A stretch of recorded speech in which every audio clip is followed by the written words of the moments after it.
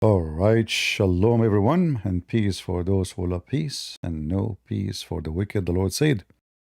First of all, we say to our brothers in Christ, those who they are celebrating Easter according to the Orthodox Church calendar, it's a Good Friday, and we pray that soon we as a Christian will be united and celebrate Easter and Christmas in one day.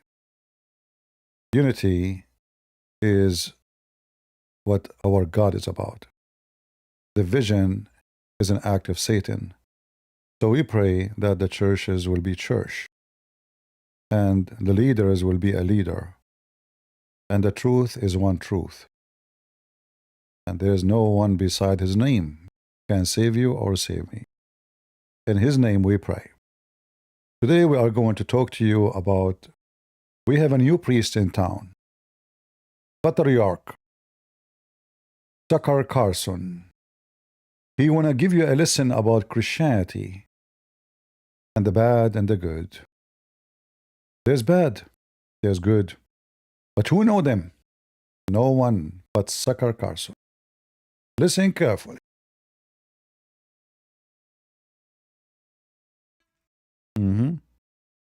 Millions of American Christians voted for Donald Trump when he ran for president in the last election, and millions more Christians around the world rooted for him to win.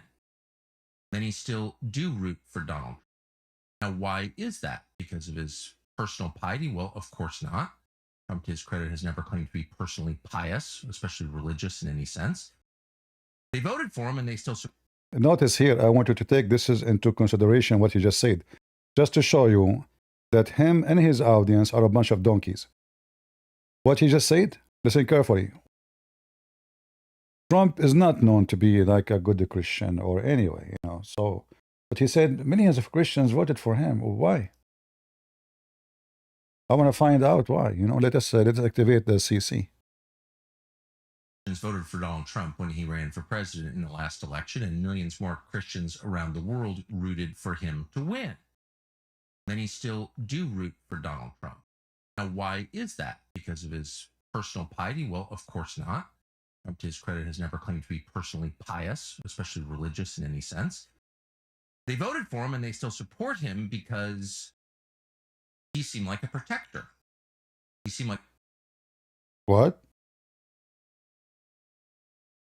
Protector? Okay. Protector from what? Someone who might save them from the growing and highly aggressive agnosticism, if not... If we elected Trump, there's no more agnostic and no more atheist in the world? Seriously? I was wondering why we voted for Trump. I was trying to find a reason, and I could not find one.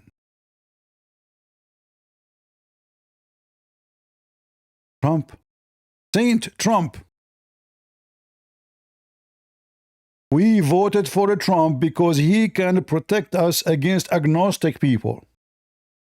There's an army of agnostic are coming to town, and they are growing. To the Christians, hello? Hello? Can I talk to Christians around the world? Yes, please. Hello? Hello? I told you don't call me Zakir Naik. I'm calling Christians. What's wrong with you? What are you doing there? I am now in the Hotel of Hilton. It's owned by Christian. Okay, Abdul, just shut up. Give me the Christians there to talk to them. I will not give you the phone because I'm going to cut your conversation. You idiot. I mean, how stupid, how donkey, how wicked you are. So we voted for Trump because we are going to stop and to protect us from the agnostic? Seriously? What this guy's talking about?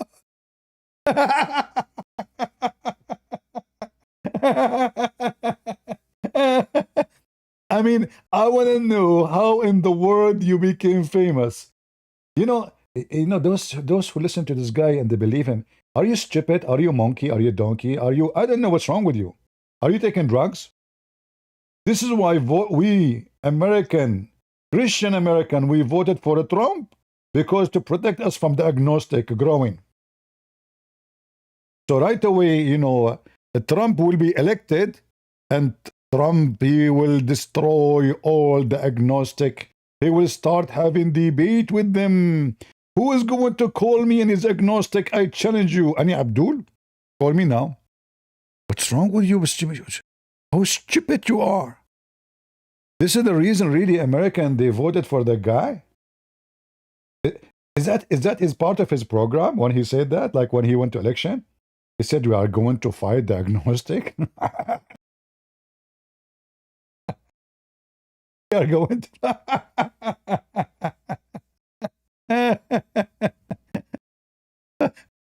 What a mentally... yeah. As long you know that Trump, and you just say that Trump is known, he's not a religious person. So why the Christian, they thought he would do that? Did he make like a speech saying we are going to wage war in the agnostic? What agnostic mean? Like what our problem with someone is agnostic? What the problem with that? I mean, what's wrong with this guy? Go. Tell us more. Atheism of, say, the technology. We are going to fight atheism and technology? We Christians, we voted for Trump to fight atheist and technology? What? Is that why Elon Musk was with Trump every day?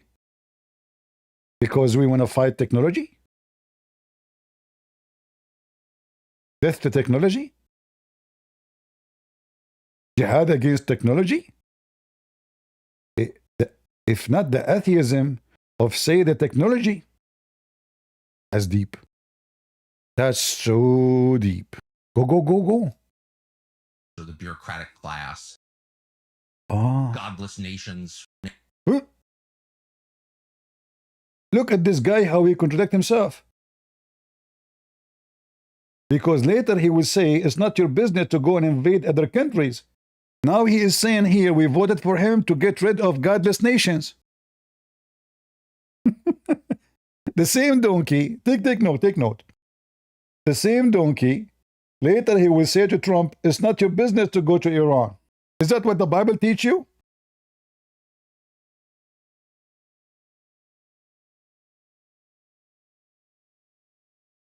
Can you believe how stupid he is?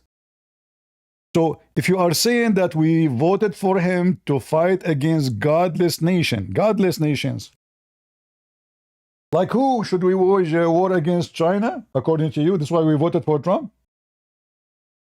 They are godless nation. Other nations have God, you know. Abdul had God. He fought a lot. What's wrong with this guy?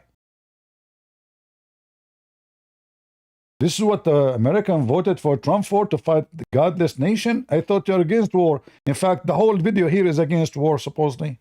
Go. Take a note. This is in the second 46. I mean 46 second, and you are full of shit. Excuse my language. I took it back. Shit is useful. Manure. I pay for it. I go to Home Depot to buy it. Seriously, I pay for it. It's not for free for my trees. What is your benefit? Manure? Nations of other religions that oppose us. Donald Trump seemed like some... We Christians, take note, guys. Take note. We Christians, we voted for Trump to fight against nations of other religion that oppose us. So why you defend Islam, you donkey? I mean, guys, do you see this monkey?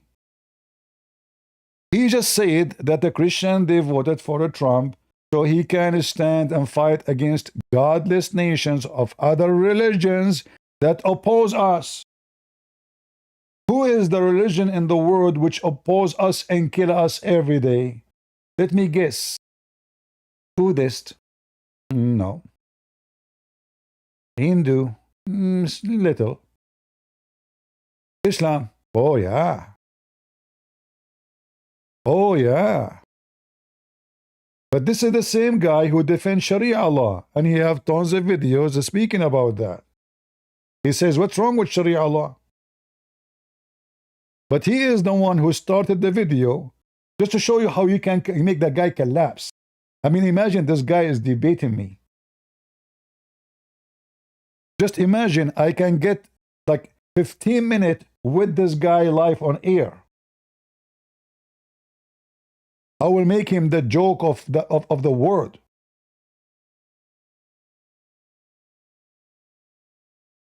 As long you just say it and take a note that we voted for him to fight against nations, godless nations, I'm using your words, of other religion that oppose us, then the rest of the video is not valid. You're a monkey. Monkey.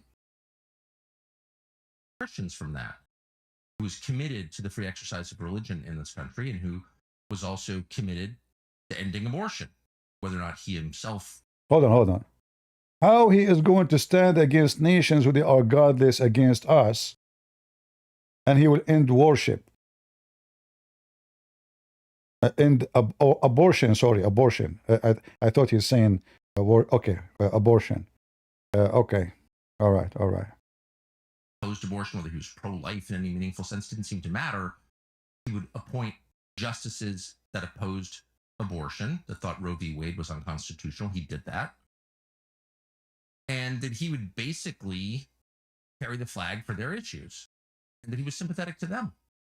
Okay. And they support him on that basis. Can they still support him? That's the question. That's the question. Can we still support him? No, we should not.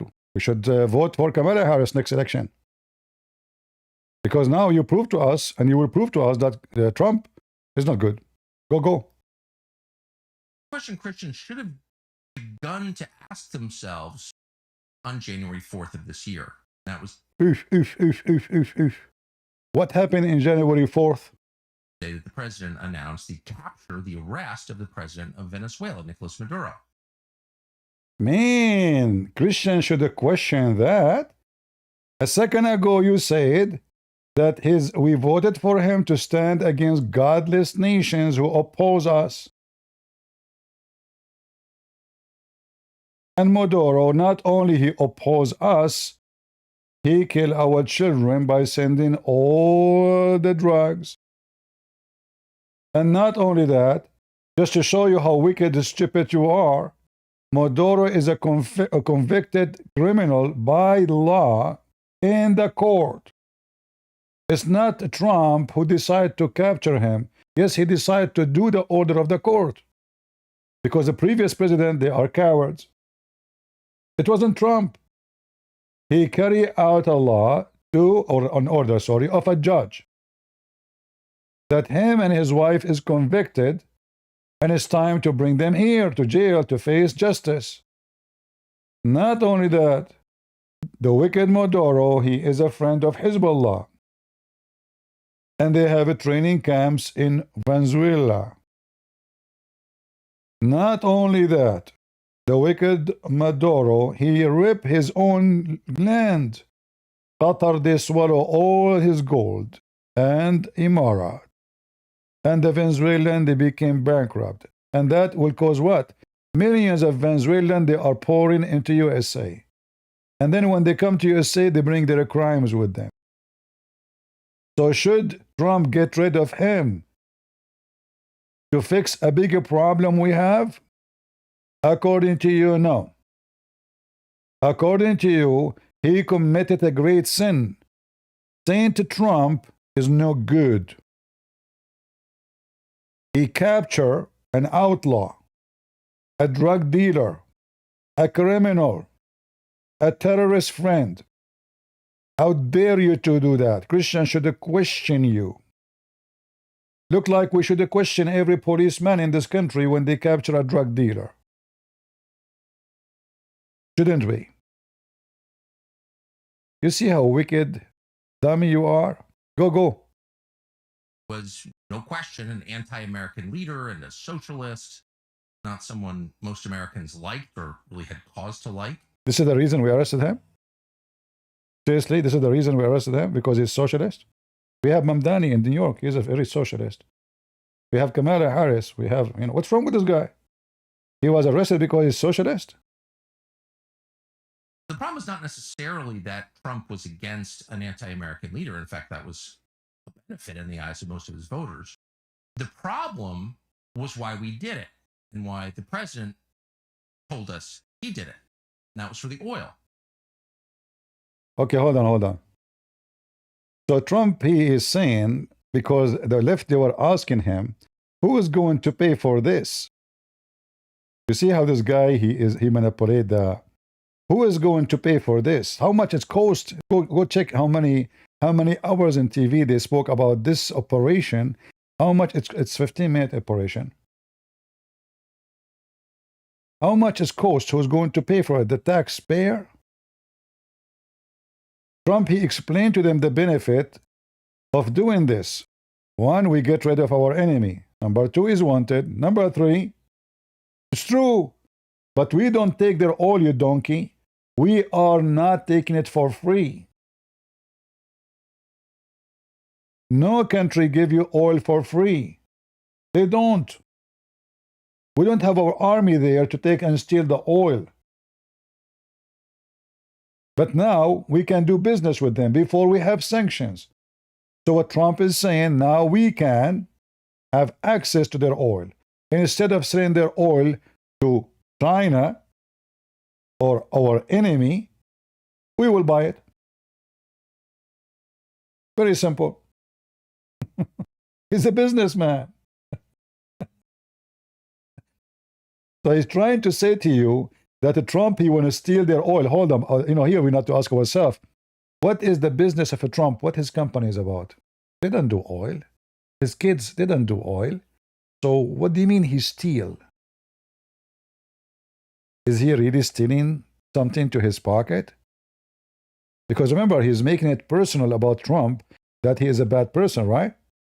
So when he talk about we are going to steal their oil, is that true? Are we getting the oil for free and we force them to give us oil?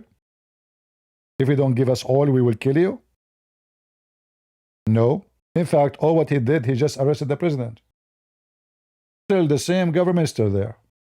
Nothing changed. Nothing changed.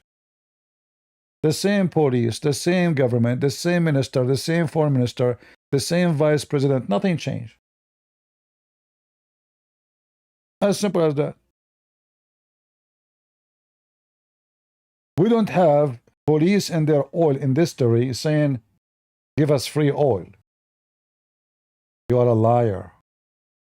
So if it's our interest to have the oil, which means not to be stolen, but to be sold to us, to secure ourselves, as you see now, Iran closed Hormuz.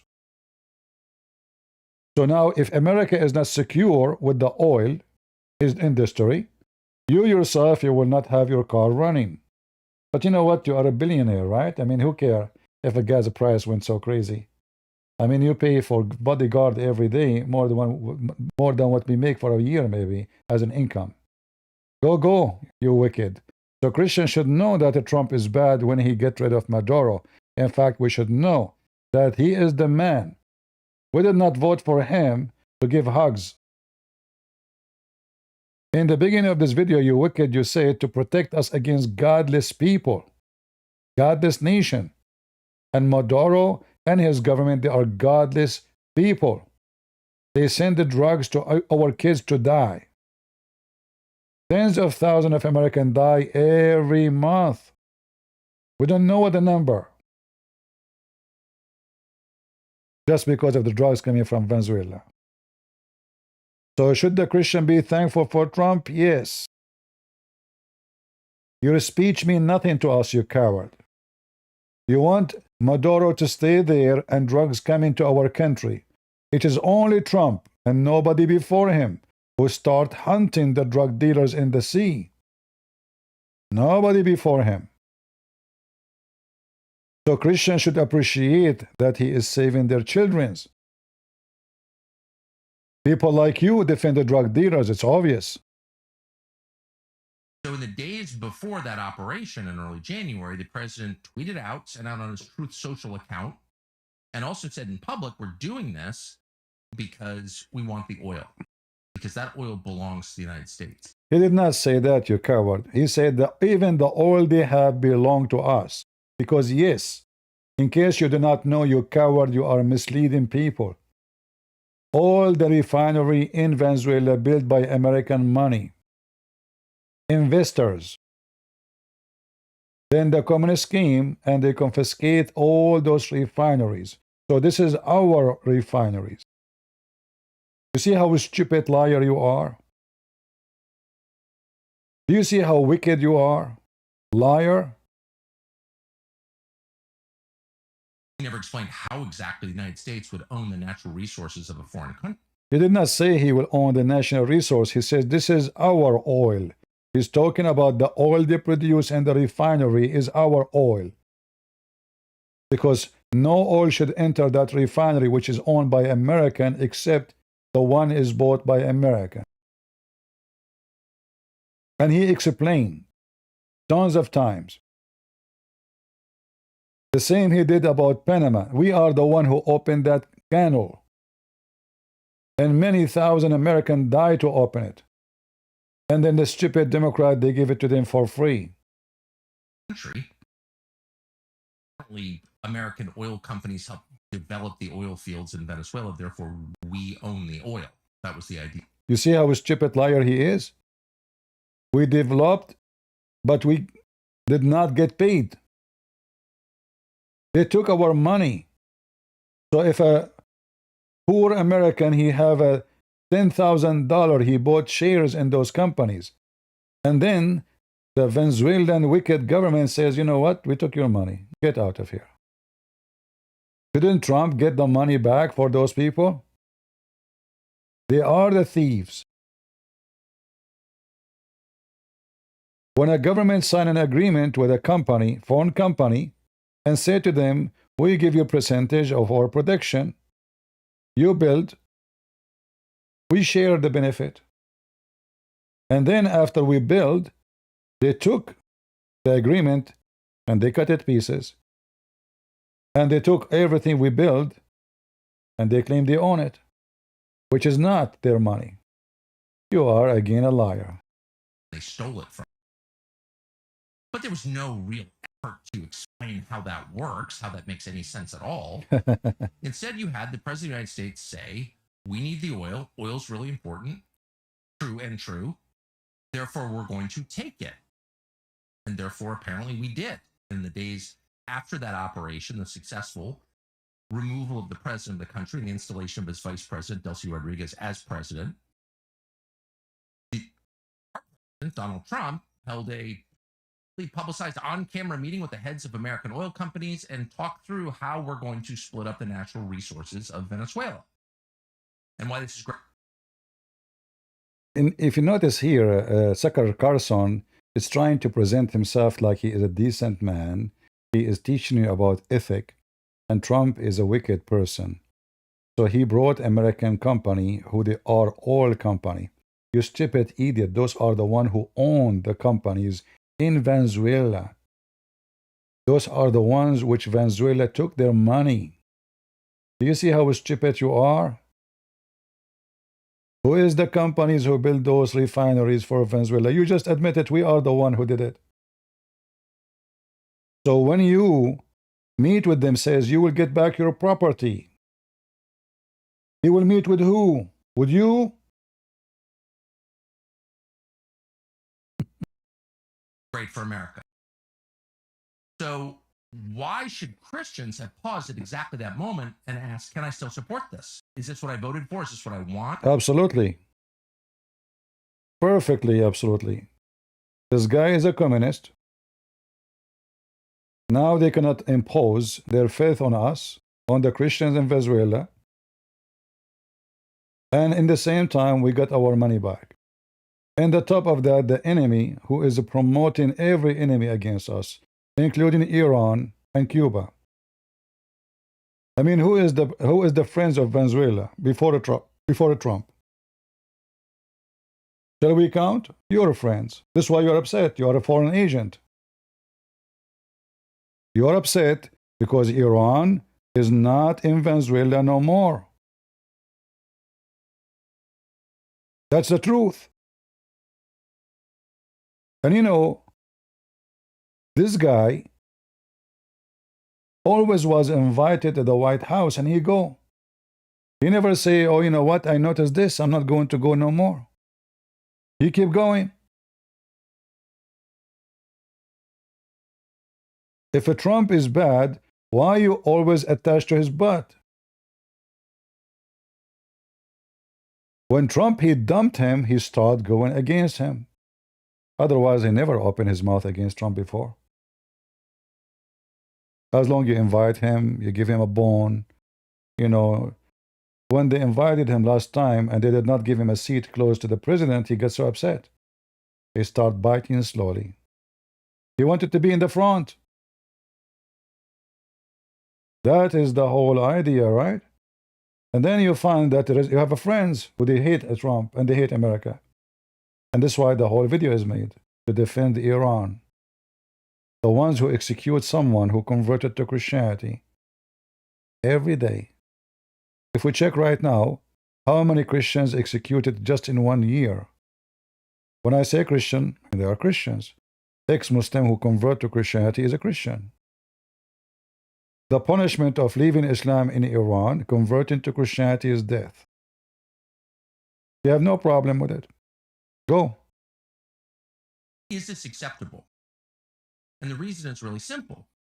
Because Trump, at that moment, revealed that the motive was taking something that we wanted. And that's not acceptable. Christians, in fact, that's not acceptable for Americans or any civilized people. Exactly. It's not acceptable. But going to Putin and defending Putin attacking Ukraine is acceptable. It's not a Christian to take the land of somebody else. Right? It's not acceptable. Is it?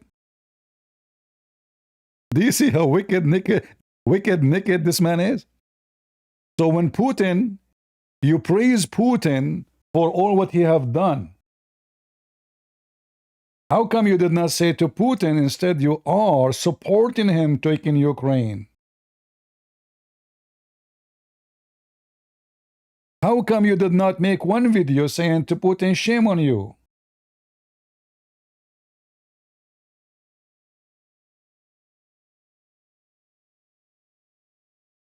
Do you see how wicked liar he is? If you have an idea of ethic, you should practice it on everybody. Anyone. And is Putin a Christian supposedly? Supposedly, yes. He wear a cross. He go to the church in Easter and in Christmas. But you never said to him, why you are going all the way to Kyiv? The guy, he is arguing that he have a land in the border belong to him, so you go to Kyiv? Is that your land in the border? Huh?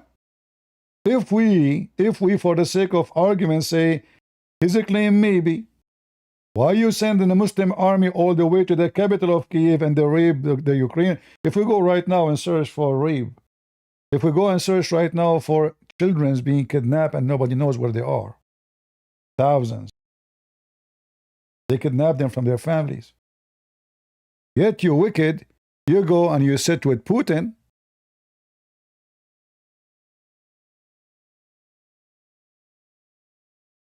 Who killed Christians. This is a video recorded by me in Ukraine. If we check any video of this wicked sucker Carlson, would he condemn once? Bombing houses, an apartment. Bombs was coming around my house where I was sitting there renting, left and right.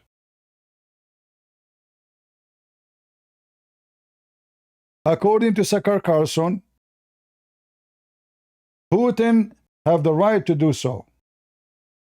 But soon you will see Sucker Carlson saying what Trump is doing in Iran is a war crime.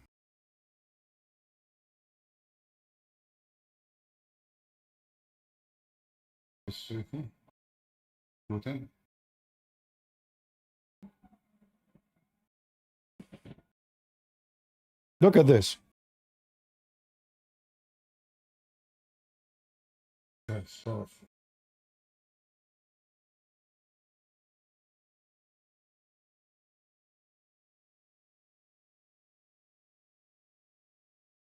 What do you see there, guys? Do you see apartment? This is a city. This is a city where there's children and there's women and there's old. In fact, all the young ones are taken to the army already. There's nobody there. You walk in the street, you don't see men. There's nothing but women and children. They drafted even the one who is 60 years old. Yet this wicked man, he support Putin and he believe in genocide for the Ukrainian. He never gave a speech against Putin and his Christian ethic, but now he is teaching you how unethical Trump is. Tell us more. We will go back to Ukraine later. Because taking other people's stuff by force cannot be allowed. In fact, preventing that is the basis of our legal code. See? Taking other people's stuff is against our basic code. Sucker Carlson is a patriarch. He knew. He's St. Paul. It's against our basic ethic code. We have a code. It says you should not take somebody else. So how come you support the Iranian government? Do you know that Iran itself is based on colonialism? Because the Persians are 40% of the population of Iran. Only 40%. 40% taking the land of everybody around them. The Kurdish, the Armenian, the Azerbaijani, and many, many more other groups, ethnic groups. Always the Persian, they steal the land of the neighbors. And now you are defending Iran. We did not take Venezuela, did we? We did not take the oil of Venezuela for free, did we? What this guy is talking about? Wicked, satanic. If there's one thing that every person knows, that is, in a civilized country, you can't steal without penalty. It's not allowed. That doesn't belong. Civilized. Yeah, I know, like I remember when you met with the, what his name? Yeah, this is supposed to show you the good language he speak. This is not the one we want to play. Hold on.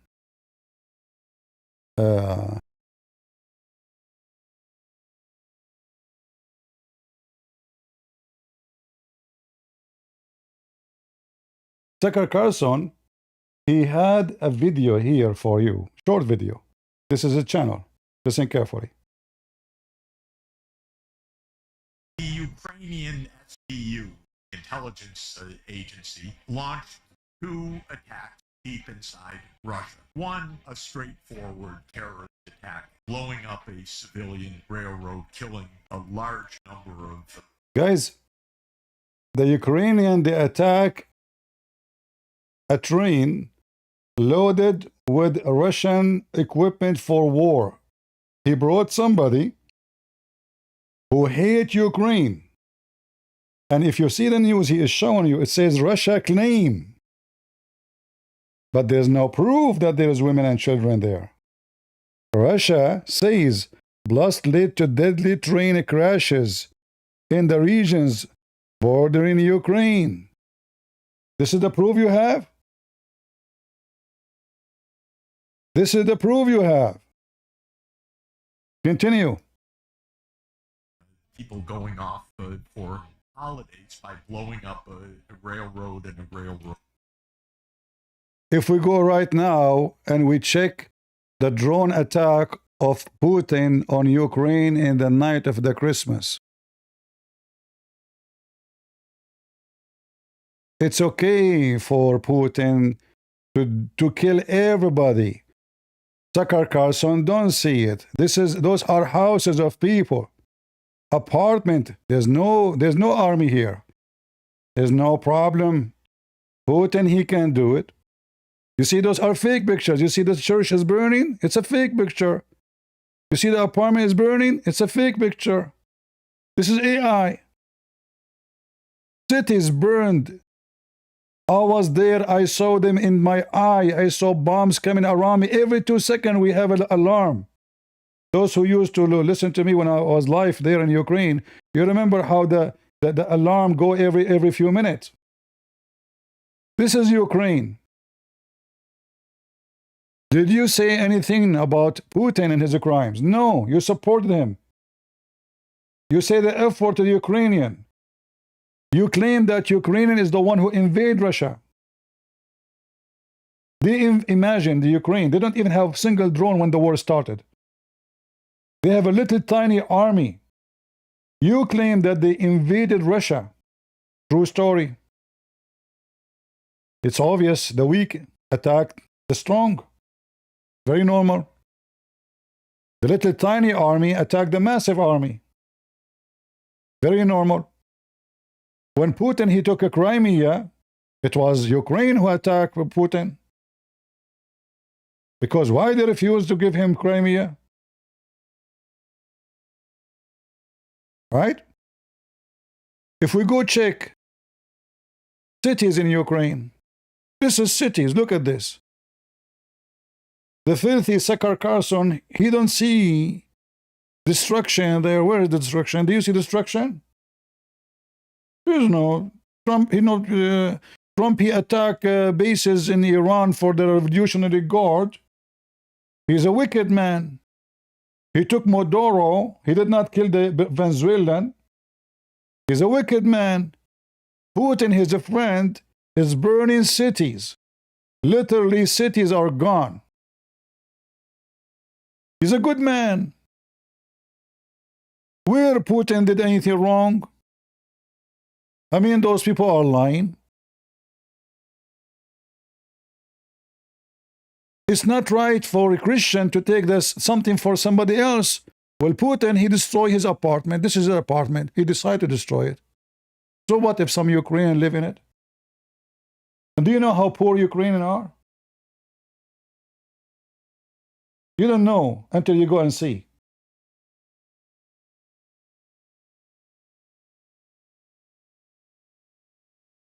If you remember, if you watch the video I made in the church, people, God knows, coming from where? Old, very old, walking, hardly they can move their feet. I can play the video for you. To get some soup. You ask yourself, who in the world want to get out in such a cold? Someone is 80 years old. Hardly he can move his feet to get some soup. Because they are rich. And now those poor, they don't even have apartment. The one who used to have something on top of his roof is gone. I mean, this guy did not do anything wrong. Putin, he owned the land. And Sakar Carlson, he don't see a problem with Putin, but he saw a problem because Trump is fighting our enemies, fighting their army. Not knocking down apartment buildings.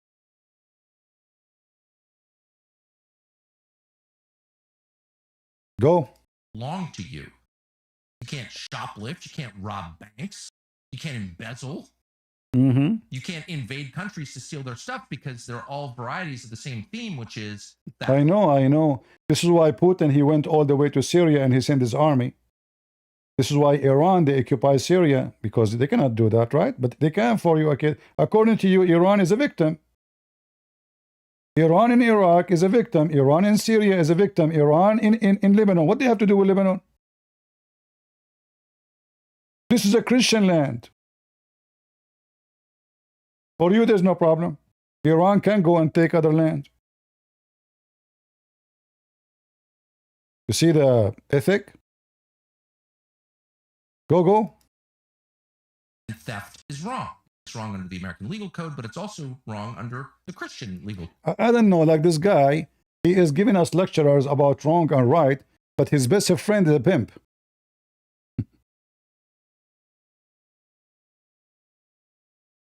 I mean, he is giving us a speeches about ethic.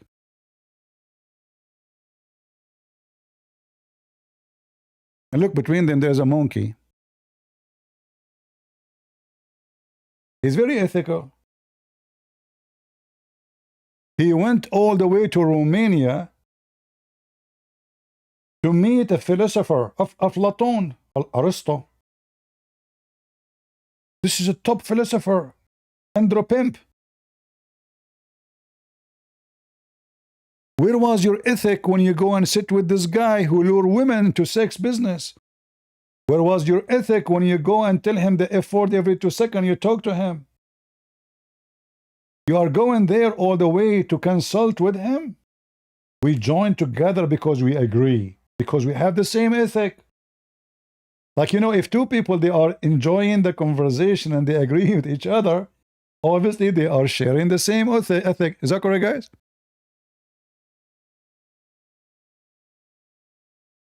Like, do you oppose and rotate in anything? No. In fact, I can prove to you that Andrew Tate the pimp is more ethical than you. Can I prove it? The war in Ukraine, support for Ukraine side in the war against Russia, support for a war against Russia in the West, is kind of the bottom line issue for the people who run the U.S. government and for the American media. Why? I mean, I guess you could argue about it, but there isn't an argument about it in the United States. There's a Guys, he is questioning why they support Ukraine. Like, why? So, okay, I will ask you the same question. Let us say Ukraine is bad. Why you are supporting Iran in this video? Why you support Sharia law? Why you support Qatar? Why you praise Saudi Arabia when there is no human right? They are thieves. They attack Yemen. They attack everybody neighbor. You are wicked. Don't you know that half of Saudi Arabia belong to Yemen? Do you know or you don't? All the south of Saudi Arabia belong to Yemen. It's a theft. If you go there, people are Yemeni. They speak Yemeni language. They are not Saudi. In fact, the whole country is a theft. To the point, have you ever heard of a country doesn't have a name? Like, what is the name of this country? Saudi. What does that mean? This is the family who rule the country. So imagine Trump, he changed the name of USA, call it Trumpy. United States of Trump.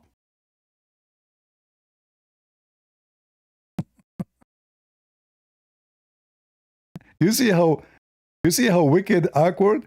He's asking Andrew Tate, why people are supporting Ukraine? You tell me. Don't you see something wrong? And look, Andrew Tate, he claimed, by the way, he is not politically correct.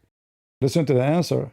His answer is politically correct because he don't want to say something can cause him a problem with anybody. So look what he said.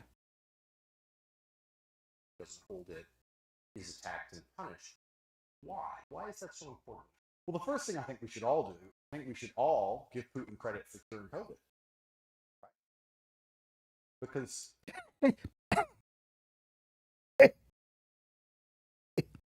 when his invasion happened, COVID went. Really?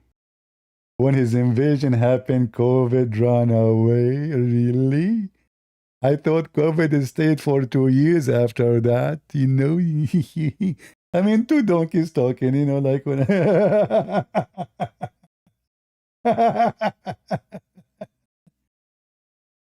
According to where? What is... I mean, anybody ask him, like, where you get this from? Like, when Putin invaded Ukraine, COVID is gone? Are you serious? Really? Man, that's deep. That's very deep. If we want to stop with everything those shitty people they say, choose my language, it's endless. So thought about that. Think about it. Almost to the day. So we have to give him some credit. And maybe the bad guy of the world, but at least cured COVID for everybody. Nearly instantly. Did you see he said he's a bad guy? Andrew Tate, he said he's a bad guy. Look at this monkey face. He will try to defend Putin right away. Fair. Thank you. Thank you, President Putin. Yeah.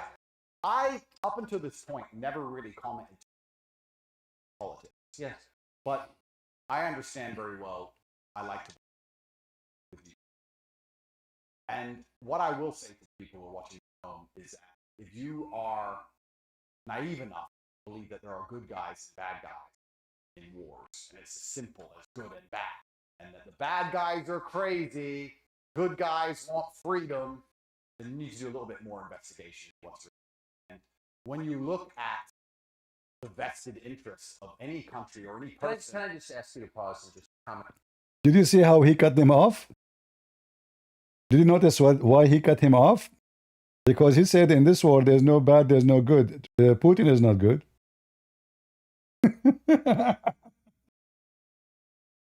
He got upset. He did not let him talk. And then right away he would say the F word.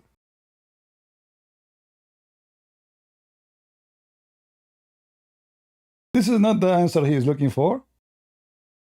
He just said in this world there's no good, there's no bad. So Putin is bad, everybody is doing his own interest.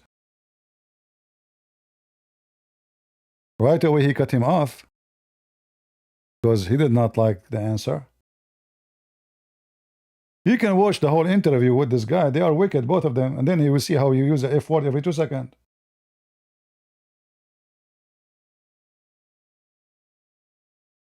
Code. Theft is wrong. Spelled out really clearly. It's also intuitive. And here was the president saying, we're just stealing this because we can. What a Well, it's a wicked. practical matter. That's quite a thing to say out loud. You know, I have a question for this wicked man. The European, they came to America, and we can say they stole the land from the Indian. And you are the European. Why you are here? Why are you still here? Look, staying in America doesn't fit with the code you are talking about. Is this your land? Like you keep talking about Palestinian, they are not exist. There's no Palestinian exist. Palestinians are not Arab. Those are Arab there. You keep talking, you mentioned the DNA. You said, what about we do the DNA test? The one who belong to the land, he stay. The one he don't, he leave. If we check your DNA, are you an American Indian? You fail your own test.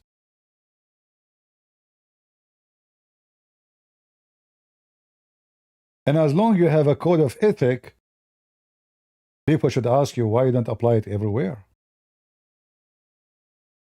Do you apply it with Andrew Tate, who take little girls, lie to them, saying to them, I am going to marry you?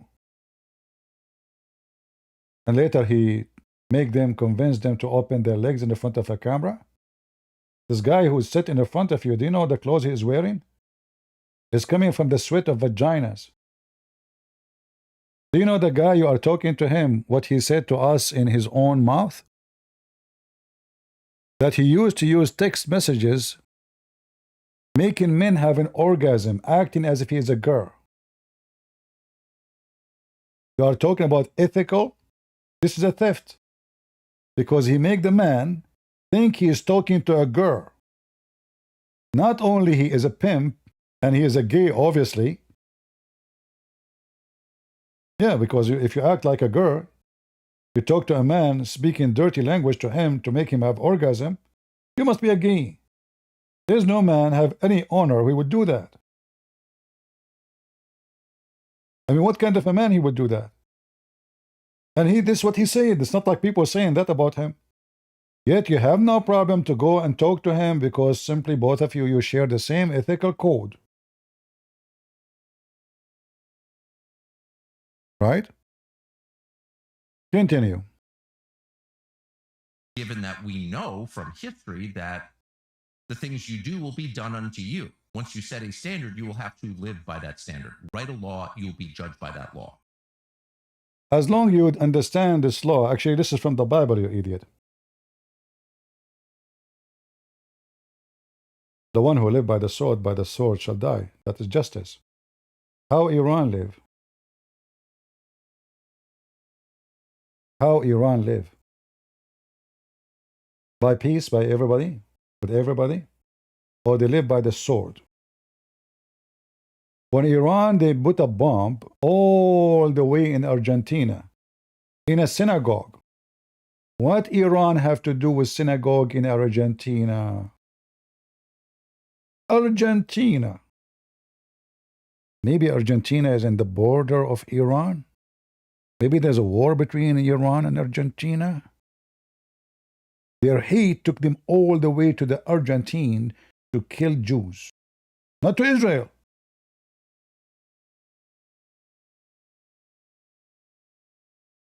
What you do to others will be done to you. So why you don't say that to Iran, your friends, the one you are defending? Why actually we are there? Is that because they shout we love America, or they shout death to America? Is that they killed a lot of Americans already, and they killed a lot of Christians in Lebanon? How many Christian priests and monks being kidnapped by Hezbollah and slaughtered? How many Christian Lebanese, they went to the airport in Beirut and nobody saw them again? Because they control the airport. The airport in Lebanon, in Beirut, is in the Shia territory. You go to the airport, you never leave. Your family are waiting for you outside. No, we did not see him. No, he came in the airplane. He just texted us. No, nobody saw him. Do you know how many prisoners Hezbollah right now they have in Beirut? Tens of thousands, not thousands. And when they get too much number, they cannot hold, they execute.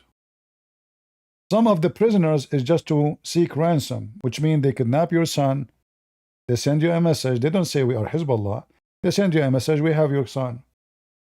Get us, they check like what this guy, his family own, they are poor, they are rich, what they are. If you are from a rich family, you have millions of dollars, they say give us $2 million if you want to see your son. If the family is hardly, they have, few thousand, they can give us the few thousand. This is Hezbollah. Hezbollah drug dealers. Hezbollah mean Iran. If I search right now, how much money Iran is making from drugs, you will not believe it. This guy is lecturing us about why we are going to... The funny, by the way, Maduro, he take drugs from Hezbollah. And he said to USA, and they share the profit. So, in one hand, they killed the American, in the other hand, they took our money. And then Maduro, he laundered the money for them because, he have a bank. It's a country. They put money in the bank, and then the bank send money. It's legal. There's no drugs there. So this is the network of Iran and Hezbollah and Maduro. And all of them, they are friends to one guy. His name is Putin. A very wicked, corrupt man. Go check how much money he have. So if the new law is, I can take it because I want it, and I have more power than you, at some point, we can rest assured the tables will be turned, and the things that we want and cherish and have earned and that we own will be taken from us by force at the moment when some other power has more force than we do. It's really simple, sometimes called the law of the jungle. Exactly. And maybe the law of nature, but people don't want to live under that law because it is a brutal and unforgiving law. Which people don't want to live in that? Is that Iran? Is that the people of the Muslims in Egypt? Is that the Muslims in Qatar who sponsor Al-Qaeda? Is that Erdogan? Is that Putin? Which people you are talking about who don't want that? Us, right? Only us.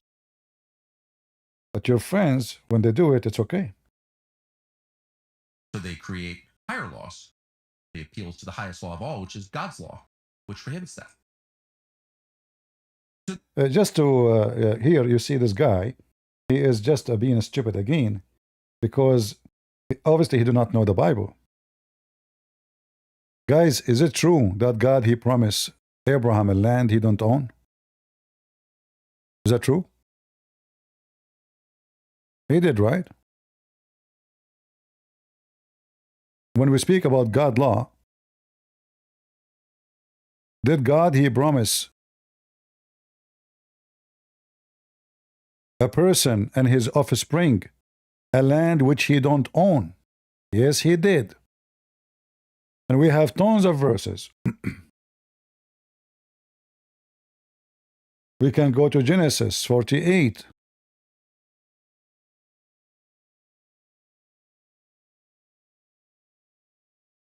We have, I mean, endless numbers of verses. This is what this guy is talking about. The law of God, that God, he take from nations what they don't deserve to have to a nation who deserve to have. Because he gave, he take. The same as God, he take our soul. Every day people die. Nobody says God, he was killed. They say he died. Right? He died, like natural death. But reality is, God, he gave you life. God, he take it. Not yours. Nothing in this earth is ours. Nothing in this universe is ours. All belong to God. All right? If you go to Genesis 50, you will see that Joseph said to his brother, I'm about to die. I'm dying. But you know what? God will visit you. And God, he will give you, he will take you out to the land which God, he promised Abraham and Isaac and Jacob. This guy is talking about God, but obviously he do not know the Bible. If he knew the Bible, he would not say what he just said.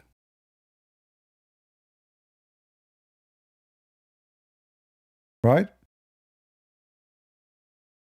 When God in Exodus, he said, and I will set your borders from the Red Sea to the sea of the Palestinians,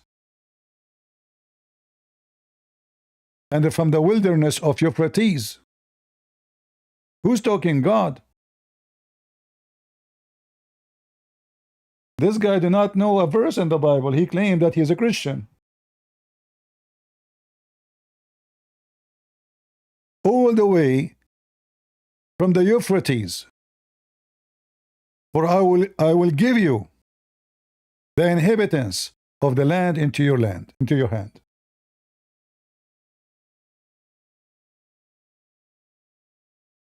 Not only that, the verse says, and you shall drive them out before you.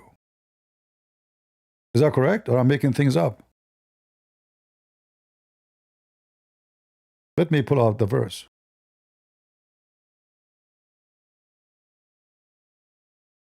What a monkey you are. Don't tell the Christians about their God. You do not know their God.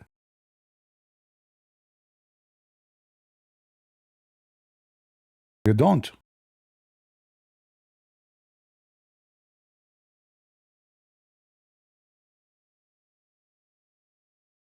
Give me a second to find the verses. I mean, I don't know what's, how in the world even this guy, he can claim to be anything. Anything at all.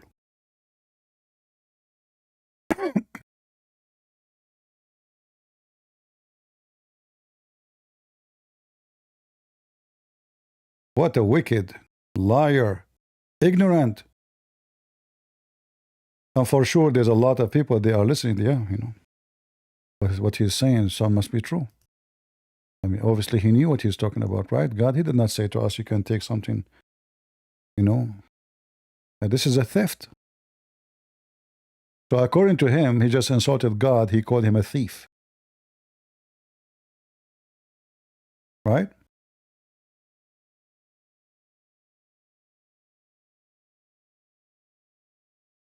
Let us see.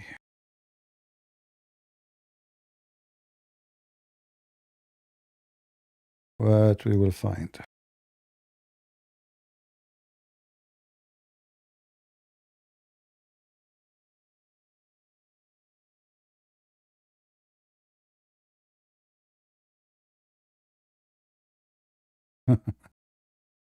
It's funny when a donkey he's trying to teach us about God and what God teach. It's very funny.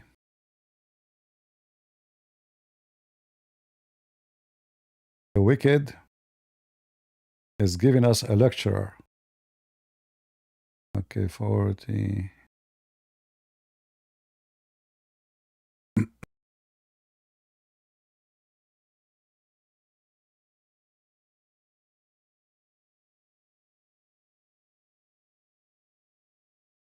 For some reason, my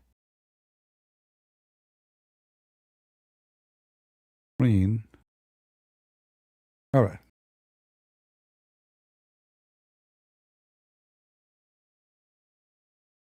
This is the Bible. This guy is giving you a lecture about the Bible. But what he knew about the Bible. So when God, he gave them the land, and he promised them the land, was your God a thief?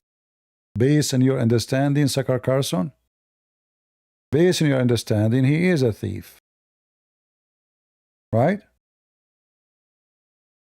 He is.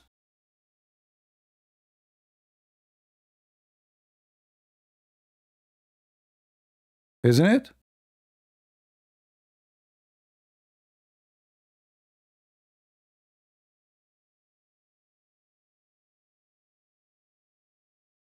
All the promises which God he gave in the Bible according to you is a theft.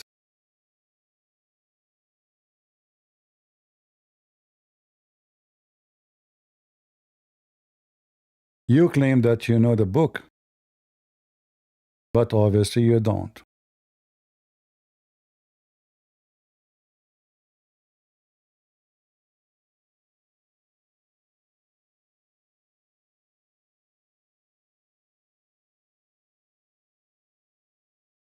What this guy knows about the Bible?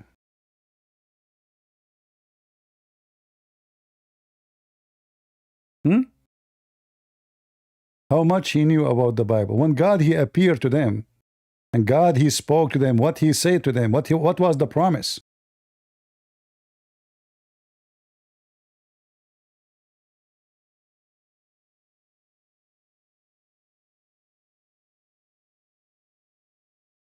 This land was not empty. There's people live in it. There's people live there. It's not empty. None of them was empty.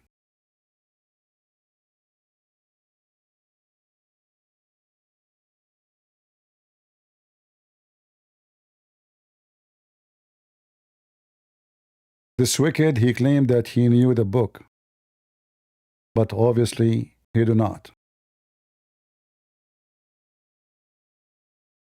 This is why you have to be careful when you listen to those people. Before anyone he says something to you, go check out how truth, what truth, where is the truth in his speech?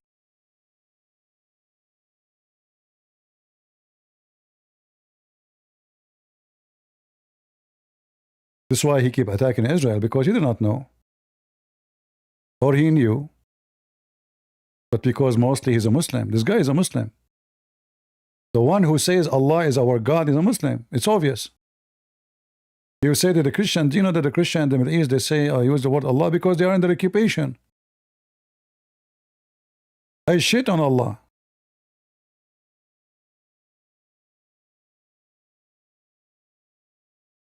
We are the Christian in the Middle East. Me, not you.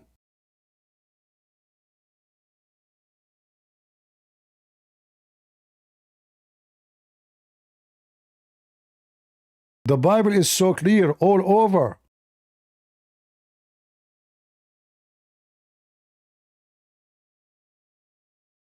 According to this wicked, our God is a thief.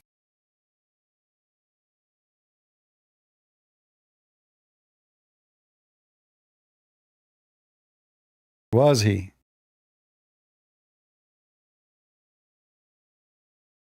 In the same day the Lord made a covenant with Abraham, saying, into thee seed have I given this land.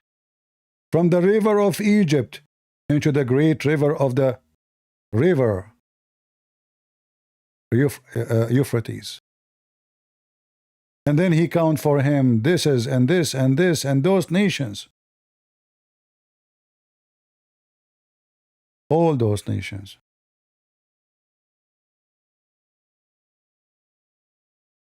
Anyone here is against what God said? If you claim to be a Christian, this is your book. If you are wicked, Carlson is your ethical book.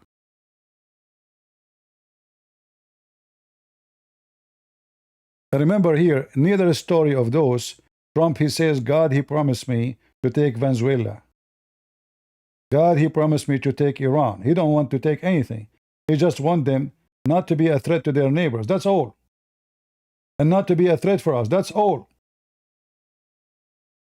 In fact, Trump, he was negotiating with those wicked ones for a year. Even he offered them, you know what? We can provide you the uranium, but don't reach to make a bomb. They refuse. Stop teaching your kids to kill American. Stop funding terrorism. They refuse. All this video is to make you hate Trump. And remember here, if this guy succeeds to make you not to vote for Trump, by the way, Trump, we cannot vote for him again. This guy is stupid. He wants you not to vote for the ones who they are Republican, so Democrat will take over. So Kamala Harris will take over. If we don't vote for the one who support Trump, who's going to win? I mean, what this guy is talking about? Let us say, for the sake of argument, everything he said is true. If we don't vote for Trump, who's going to take over? You know who, right?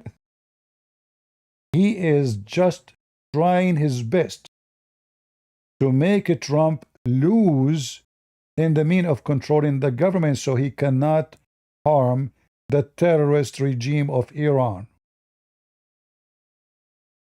If Trump, you see, when Trump was kind to Putin, this guy, he have no problem with it. He like it. He love it. Trump is a good guy. But Putin is a killer. He did not give us a speech about the ethic code of Trump. How in the world he support, how in the world he welcome with red carpet Putin? No, he love it. He want Trump to welcome the terrorist regime of Iran and Maduro with red carpet like Putin. He's a foreign agent. And we know he's under investigation because he was leaking information into, as he said in his video, they were reading his text. He was what? Texting people of Iran. Who is the people of Iran? Like who? The guy who cleaned the street? Or you are texting very high rank officers in Iran, leaking for them what Trump he would do tomorrow. Leaking the information you receive from the White House. Go. Wicked. This was a profound moment in American history, probably the history of the modern world, where the most powerful nation said, if we want it, we'll take it. No one's ever said that before. Now, they've done it under the guise of ideology. They've made up stories to hide the fact they're doing it. But he defends Islam. Islam, all of it is based on taking the land of others. Muhammad is from Saudi Arabia. How Syria become his land? How Iraq, the land of the Chaldean, the Assyrian, how this became their land? He have no problem with it. He supports Allah. He supports Muhammad. He claims Islam is peace. But to say you're doing it implicates everybody else in the crime. You can't say you didn't know. Your president just told you on television, we took out their president because we want his oil. Liar. And at that point, you're an accessory to the crime, whether you want to be or not. And it's at that point that a lot of people should have spoken up and said, I'm out. Not that I... Out where? Out where? Kamala? Trump. or don't like his entire program. Lots of things about it I love. I'm grateful. I'd maybe vote for him again, but I can't support theft because it's immoral. Immoral. But they didn't. Maybe some did, but certainly the leaders of the American Christian churches, by and large, said absolutely nothing. And maybe because they said nothing, this accelerated. These are the same people who sort of didn't notice somehow that on Inauguration Day, the president did not take his oath of office with his hand on the Bible. Guys, he put his hand up. He did not put it on the top of the Bible. That make him not a Christian. People, Christian, did you notice that? Trump, he put his hand up. Do you want me to show you how many people they do that? You stupid idiot. I mean, you're just wicked. He's trying to convince you that Trump is not a Christian. You are a Christian, right? You are a Christian who defends Sharia law.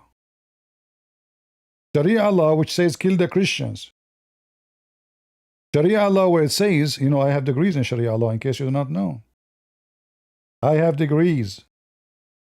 According to Muhammad, killing a Christian is not going to be, in the case of murder. If a Muslim, he murder a Muslim, he will be killed. If a Muslim, he murder a Christian, he will not be killed. Do you know what the price of a blood of a Christian in Iran? $500. A cow will cost you $3,000. A milk cow. The price of a cow is more expensive than the price of a Christian blood. If you don't believe me, I can show you the reference of what Muhammad said.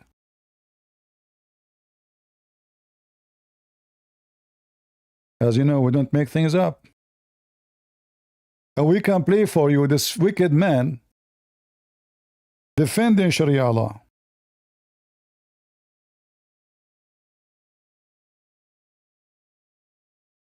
If we can quiet Allah.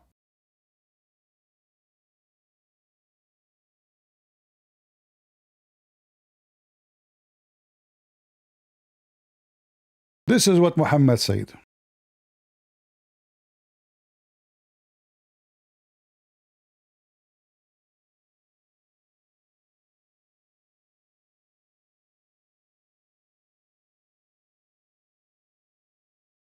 Read it. No Muslim shall be killed for killing non-Muslim.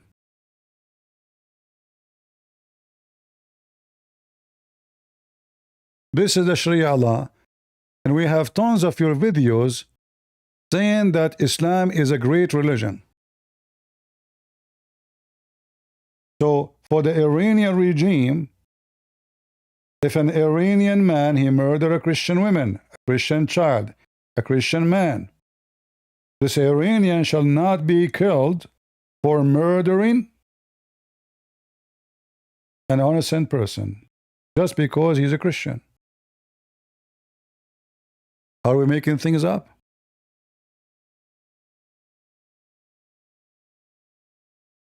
If I go right now and search videos of this wicked Carlson speaking of Sharia law, you will see how much he praised it. He believes it's wonderful.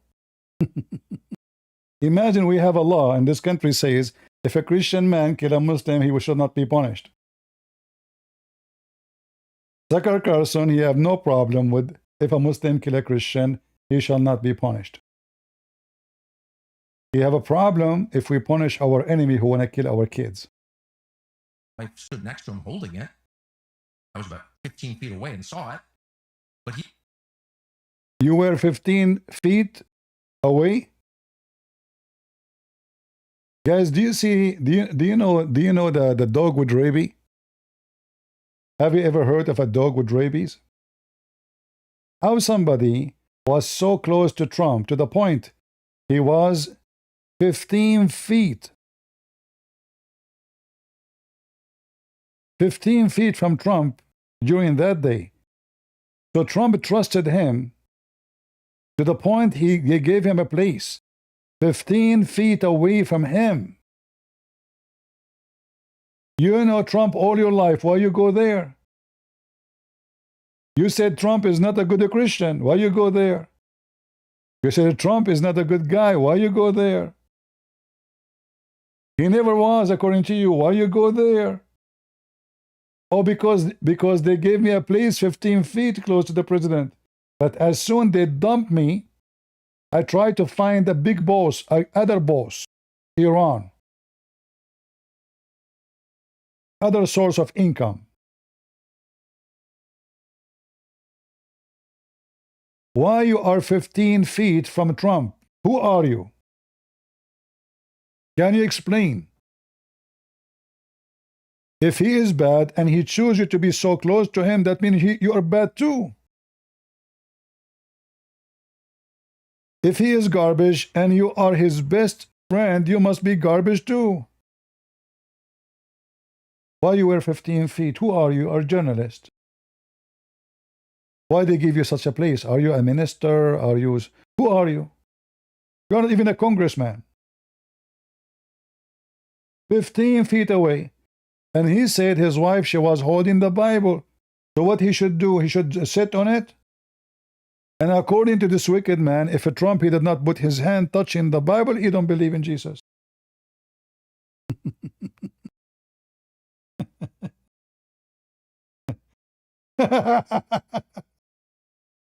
So the whole idea is to convince you this guy is a Muslim, maybe, he's a Hindu.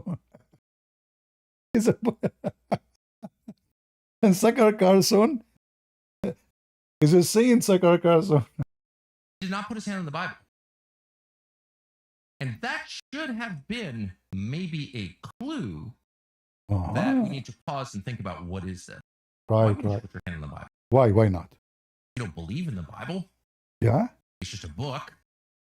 There's no cost to you to putting your hand on it. Just kind of follow. Just to show you, you see, just to show you how stupid you are. So if he's putting his hand on the Bible will make him a Christian, just to appear look like it, and if he is a liar, then he should hug the Bible. But do you see how stupid you are? If he is a bad person, and he is thinking about how I can convince the Christian to believe I'm a Christian, then he should hold it and hug it and kiss it. But this guy is way decent than you. He's not thinking in such a way. He's taking an oath on the Bible. He do not need to put his hand. Why you have to? If he take an oath in the Bible and there's no Bible there, it doesn't make any difference. In fact, the whole oath thing, you stupid, is against the Bible, don't you know? Just to show you how stupid you are. Taking oath is against the Bible. For Jesus says either you say yea, yea, or nay, nay. Either you say I mean, or you say I don't believe.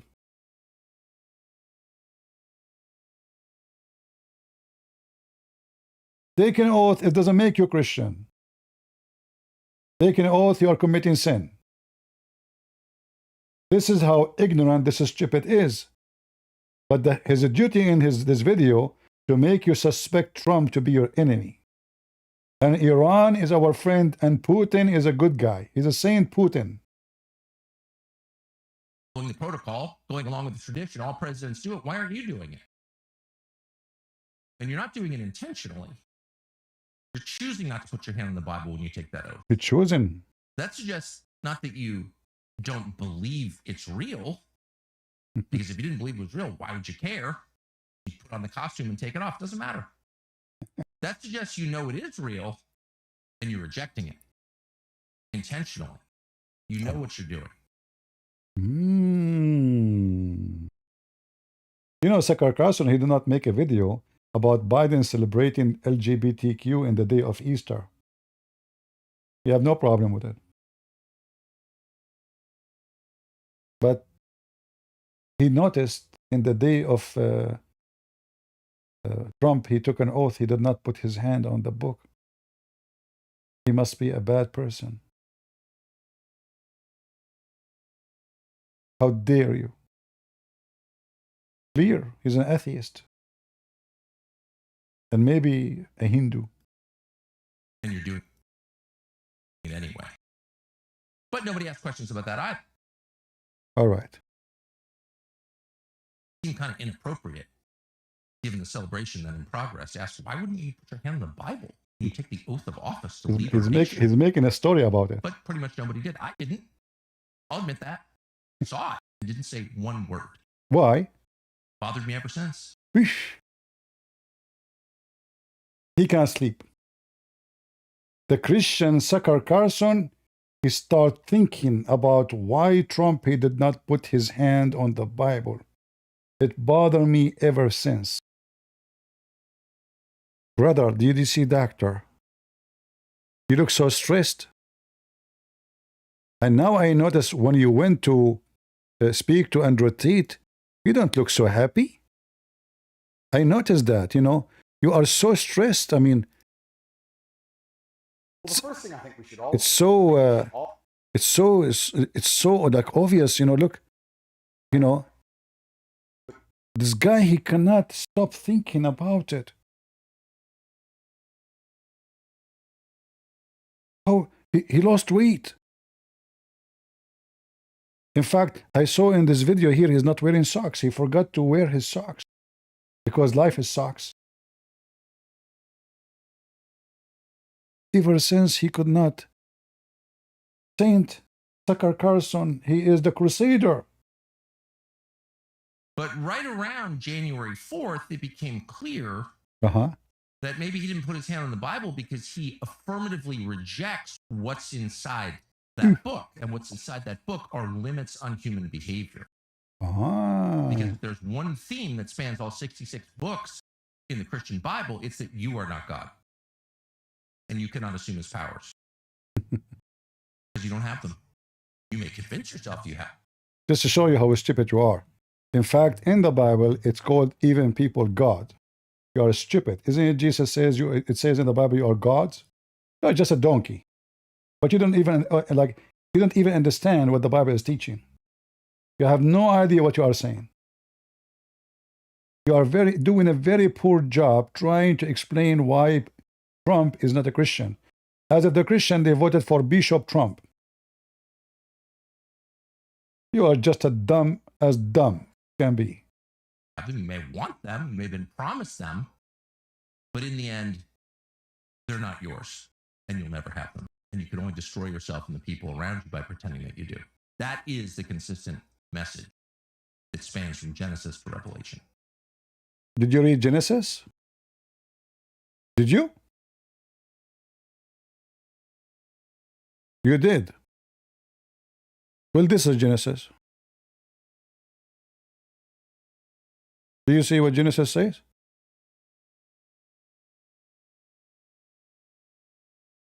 Do you see? This is the book, not the speech you are making. This is Genesis. This is Genesis 15.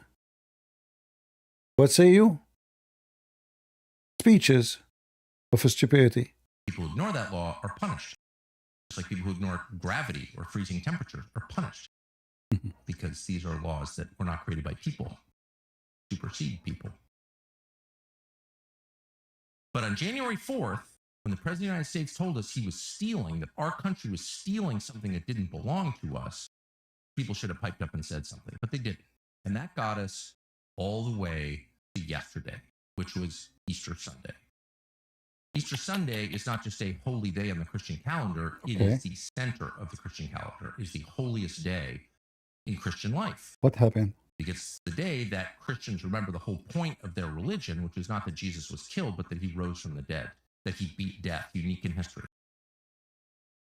And this is the day that Christians celebrate his resurrection. And in this country, that celebration's been watered down effectively to candy and Easter bunnies, but globally and certainly historically, Easter is the focus. It's preceded by Holy Week and Lent, 40 days of self-denial and prayer, all leading up to yesterday, Easter morning. And for faithful Christians, it is still the biggest day of the year. And it's a day of joy. The thing every person fears most is death. We're born fearing it because we're born knowing it's coming. Until now, he's doing a great job. He's a bishop now. He's telling you about the meaning of Easter, what Jesus did to you. Okay. What does this have to do with Trump? And Christianity unique among religions promises victory over it.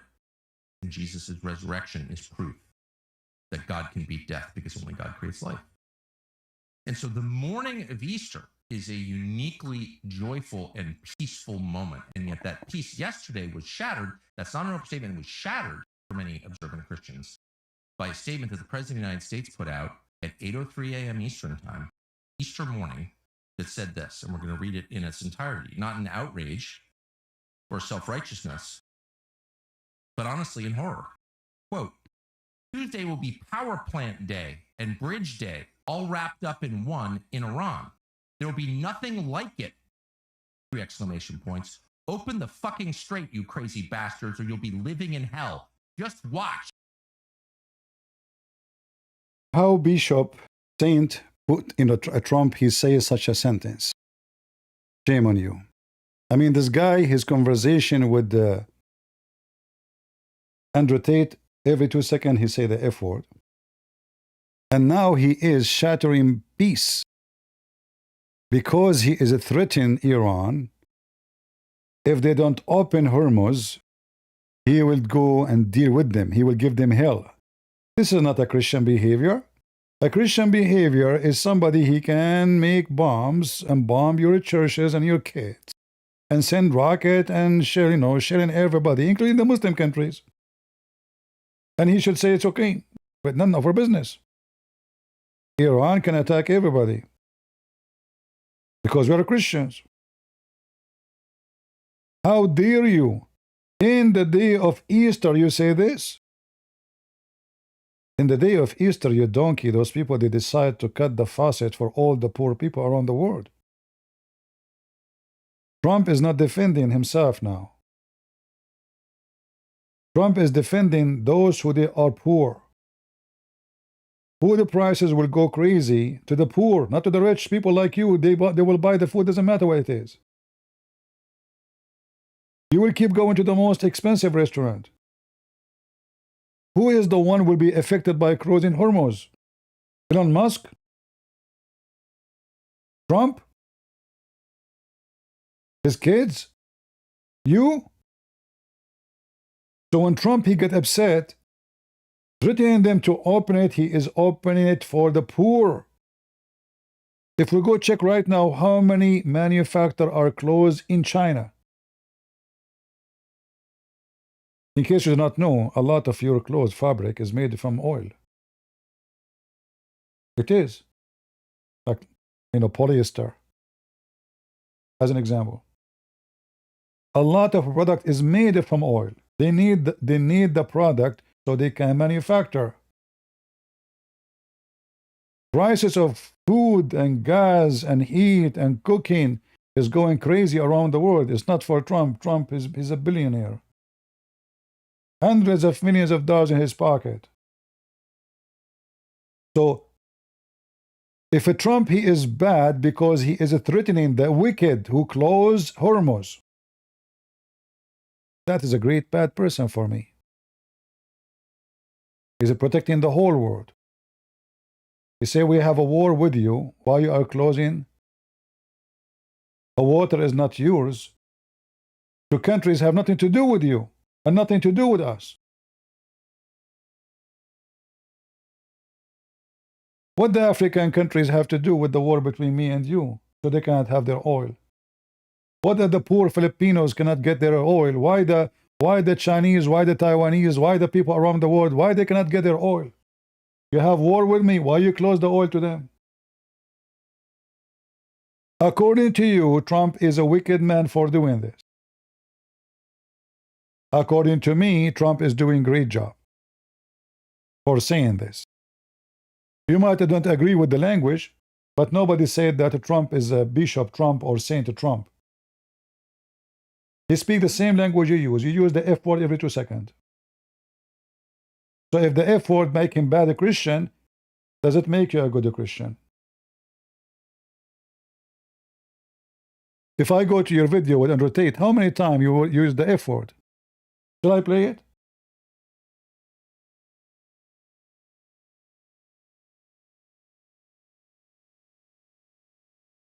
Go, wicked, go. Praise be to Allah, President Donald J. Trump. Now, a lot of people reading that imagined, of course, this can't be real. Did the President of the United States really just write that? Why not? And it is real. It is maybe the most real thing this president has ever done, and also the most revealing. On every level. Hold on. A second ago, he wasn't a Christian. Now he is mocking Allah. How that? What that make him for you? Is that why you are upset? He's mocking Allah. This can't be real. That make him very real for me. He is not a politician. He say it as it is. In fact, that exposes people like you. So if he chooses his word carefully, that will make him a Christian. Obama is the best to make speeches. But who can say Obama is a Christian? Or is a good person? Joe Biden, he never wrote a speech. They write it for him. You see how stupid you are? That make him real. Yes, he is real. He's natural. He's not fake. He say it as he believes should say it. And that make us vote for him. Because he is not a politician like you. Political correct like you. Wicked dog who go 15 feet from Trump when he was your friend. The second he dump you, because obviously you are wicked, he noticed that you are wicked, you start biting him in his back. If he invites you tomorrow to the White House, you will stop barking against him. Right? Go. It is vile on every level. It begins with a promise to use the U.S. military, our military, to destroy civilian infrastructure in another country. Why not? But when you say civilian infrastructure, what does that mean? Is that the bridges they use for the army? Is that the passage, the secret police who arrest people and kill them? What do you mean civilian? What do you mean by civilians? Anything their army use is not civilian no more. Secondly, for the sake of argument, let us say he destroys civilian structures. Iran every day shooting rocket at Dubai, Emirat. What they are shooting at? Airport, hotel, refinery. Same in Saudi Arabia, same in Kuwait, same in Oman.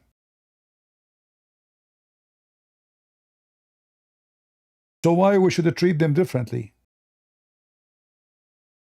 When they are shooting their rocket and their missiles all the way to Israel, blindly, houses, building, apartment,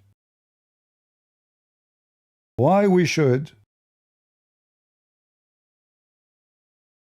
treat them differently?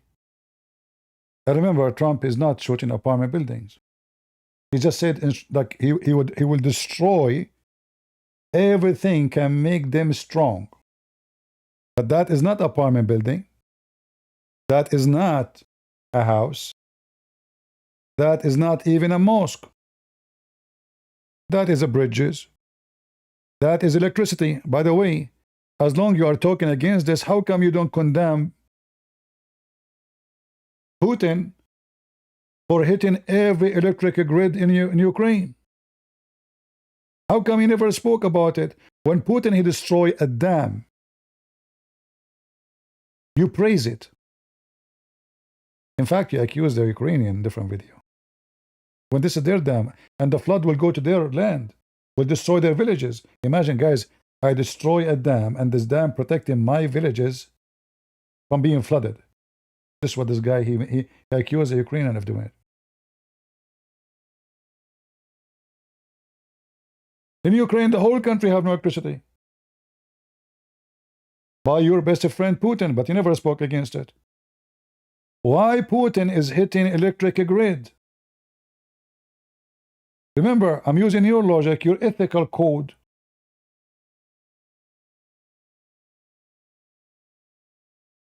instead you praise him. Country, which is to say to commit a war crime, a moral crime against the people of the country.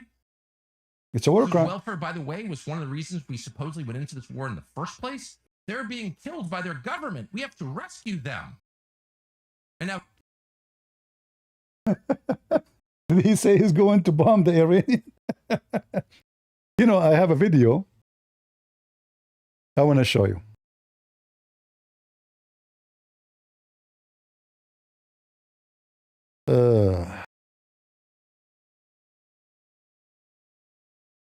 This is Carlson.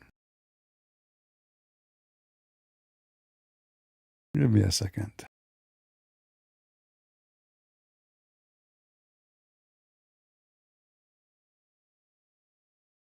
Finally, somebody put him in the corner. He asked him a question.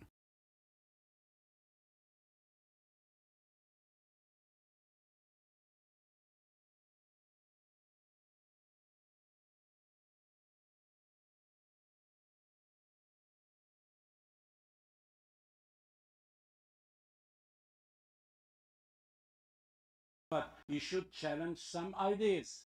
For instance,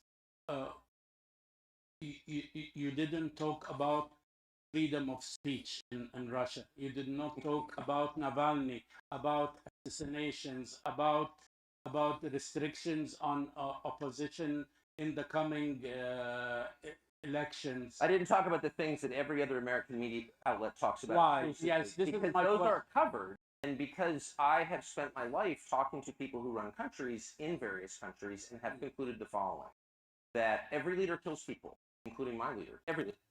No. Here he is defending why Putin is killing people. He asked him, how come you don't talk about freedom of speech? How come you don't talk about Putin assassinating anyone who opposes him, his own citizen? Why you don't talk about Putin killing his own people? So why don't we talk about it?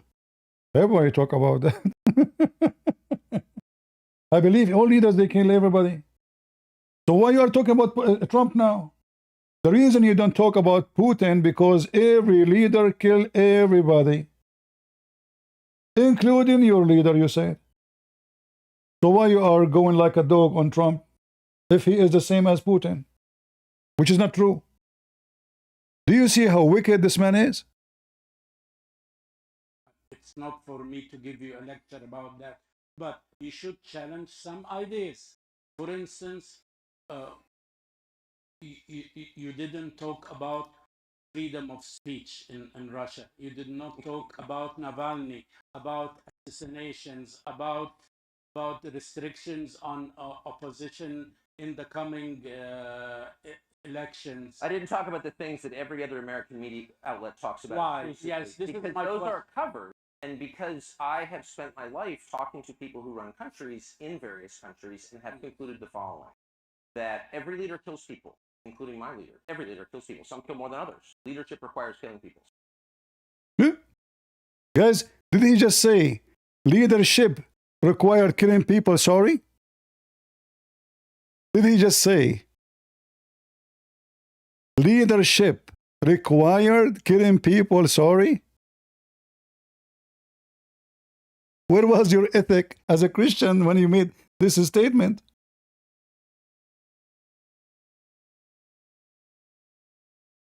Can you believe it what you just said? Leadership required. It's not a choice. Required to kill people. So you cannot be a leader unless you kill people. That's what he's saying. He's saying, well, this is a fact. Sorry, it's how it is. I want to talk about it. So why you are talking about Trump?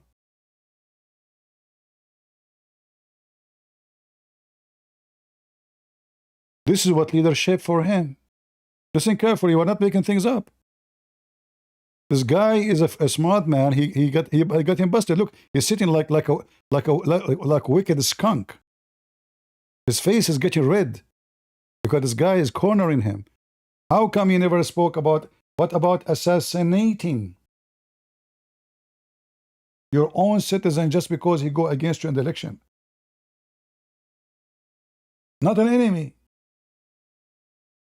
A guy, millions of people vote for him.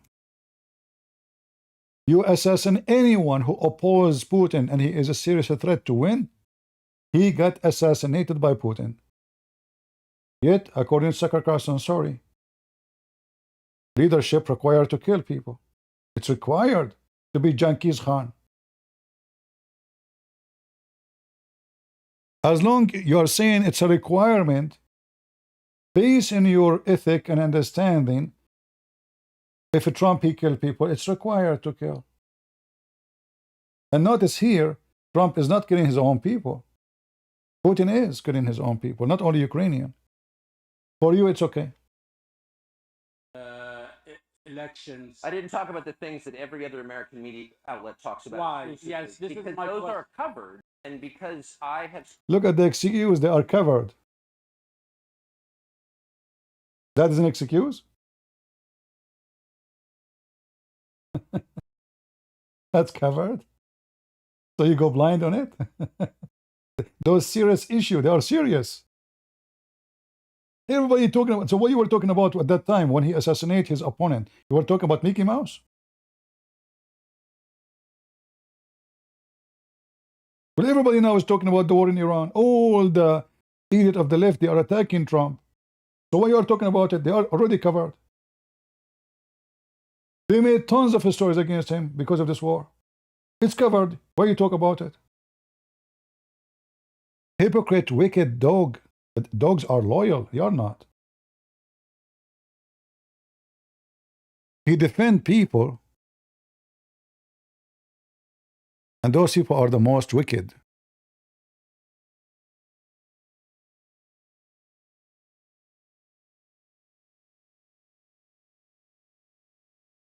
According to him, the Russian regime with Putin is fighting the fascist Ukrainian. Do you know that this guy, when he sat with Putin, both agreed that Hitler was right?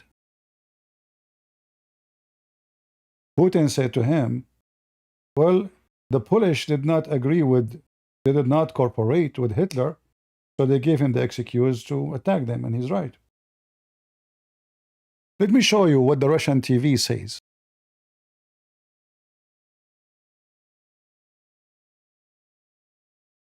На войне побеждают не такие или не такие, а яростные. Яростные, ломающие волю к сопротивлению. Поэтому еще раз повторю. Вот мы, наконец, стали выносить к чертям. Не будет жизни ни в Харькове, ни в Полтаве, ни в Николаеве, ни в Одессе. Не будет этих городов и не будет Киева. Если мирные жители не осознают, что их избрали как расходный материал и не скинут свою нацистскую власть. А нет сил, хотя бы уйдите из всех городов. Поймите, что вас используют как живой щит. Нет сил уйти, извините. Напомню вам судьбу Содома и Гоморры. Там наверняка тоже были жители, которые просто не могли уйти. Просто вынуждены были жить. Как все. Did you hear it? Did you hear it? They want to kill every Ukrainian, make Ukraine Sodom and Gomorrah. No Kiev city, no Odessa, no Kharkiv, no, he mentioned many cities. Kill them all. Stop the excuse. They are protecting those cities by a human shield. This is the official government TV of Russia, and those are high officials, they are standing. Why we don't finish every Ukrainian? Cities after cities.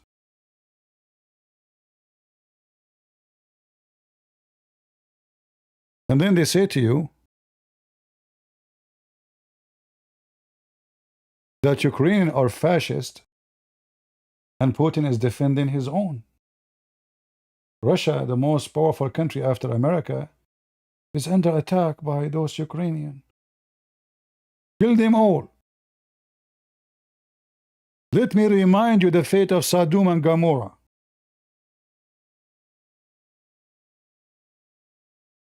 This is their official TV station. This is not AI.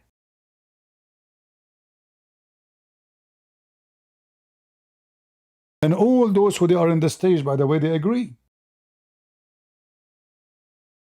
We should finish it, finish all. We can nuke them all. City after city. Tucker Carlson, he defends Putin every day. And today he is defending other evil person, evil government. The wicked Shia, Hezbollah, who they are #1 drug dealers in the Middle East, who they are the one who killed our soldiers in the Middle East, the one who kidnapped, the one, when this regime took over, what they did to the American in the embassy, they took them hostages from the first day. This is how civil they are.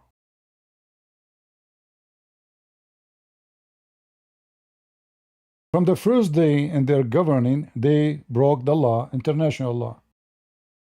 Taking, you see, Iran have an ambassador. He come to make a speech in New York. We don't arrest him. We don't take him hostages. Their foreign minister, he come to make a speech in the United Nations. We don't take him hostage. We don't. They do.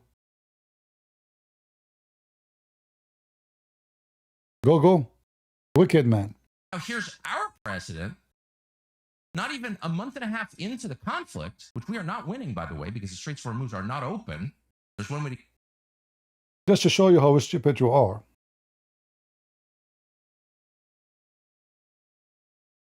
Strait of Hormuz was not the target of the war, you idiot. So if they close it, the whole world is losing, not us. Like a second ago, you accused him that he is stealing the oil of Venezuela. So where we get our oil from? USA is #1 producer of oil in the world. Saudi Arabia and Russia together, they don't make oil like us. And now we have, you said we stole the oil of Venezuela. So if they close Hormuz, what does this have to do with us? How that make us lose the war? Did they close the faucet of oil on us like we don't have gas in the gas stations now? They close Hormuz because they are weak, because they are losing. Not because they are winning. They are out of card, they are out of papers, they are out of weapon. They said to themselves, let us put pressure on the whole world, and then the whole world will put the pressure on Trump. Because they knew that we don't get our oil from there. We don't buy oil from Saudi Arabia. We don't get our gas from Qatar. We don't. You're stupid. To keep track, that's the measurement. Saying that we're going to use our military to kill the civilians of this country who didn't choose war. They got nothing to do. Where he said he want to kill the civilian of that country? Where he say that? When he said this is the end of a civilization, he's talking about everything they have. Present a new civilization is going to go. Electricity, internet. You are just a wicked man. Because if a Trump, he want to do that, he do not need to talk about it. He just hit the bomb, he nuked them. You do not need to say it.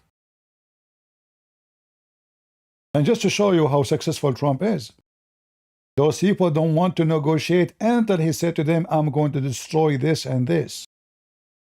Suddenly they want to negotiate. Suddenly they want to talk. It worked. If a person want to do it, and he meant to do it no matter what, he will not tell them, if you don't do this, I will do this. He's making a threat. Open the oil for the whole world, otherwise I will do something to you. And this is why he did not attack those things from the first day.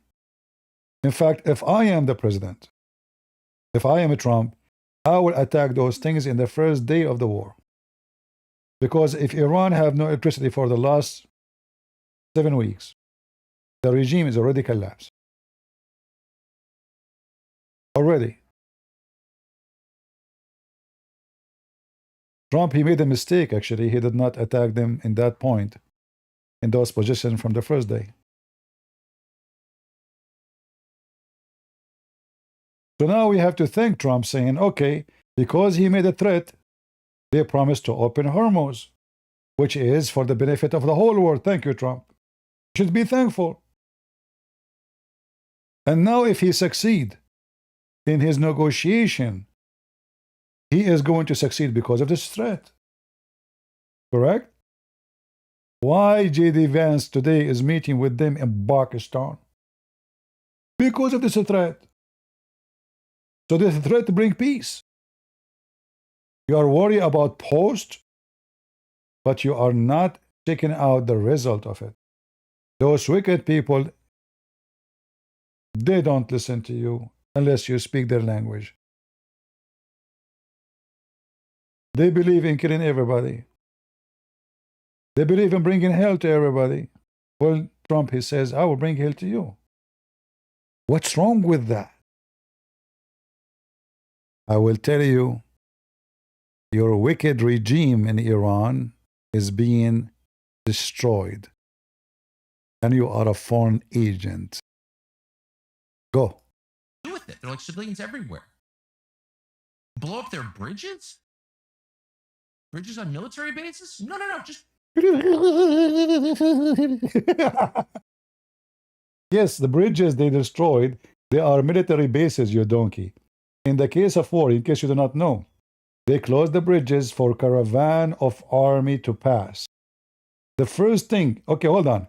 As long you are against destroying bridges, how many bridges Putin he destroyed in Ukraine? It's just a question. Are you against Putin to destroy bridges?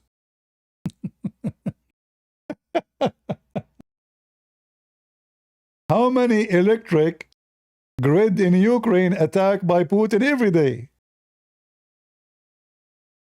What a piece of, guys, I have to use this word, sorry. What a piece of shit you are.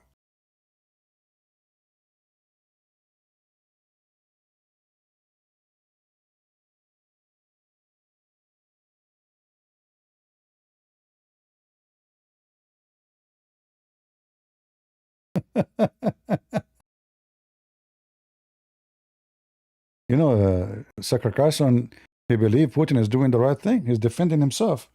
Okay, how to defend yourself? According to Secretary Carlson, it's okay to attack the electric grid.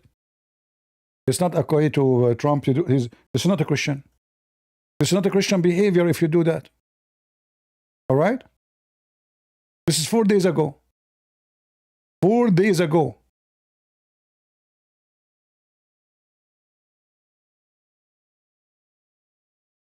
What about today? Shall we check today? And then now the Ukrainian, they are attacking back and they are hitting their, you know, it took the Ukrainian more than 2 years to be able to attack inside Russia. Remember that the Western, they gave them weapon. They cannot use it. They told them they cannot hit inside Russia. You hit only in the territory which Putin occupied. So for more than 2 years, the Russian, they can hit Ukraine every inch. Finally, the Ukrainian, they can hit back. And now, as you see, they are hitting the major oil terminal. Because Putin, he hit their oil terminal. He hit their port. He's the one who started. He hit their electric grid. He hit their bridges. He destroyed everything. Churches, schools, cities.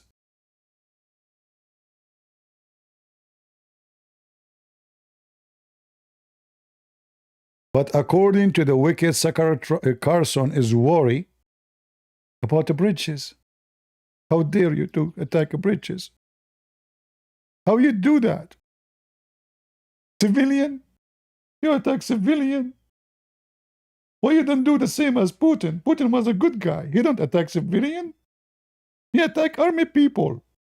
Look, in this apartment, Zelensky lived there. You see, in this kitchen, the wife of Zelensky was making eggplant. And here is his bodyguard. You see this woman here? She is the KGB of Zelensky. She lives here in the same building. She is an army officer. Look, in her jacket there is something here. There is a sign. She got this jacket from the flea market. You see how wicked he is?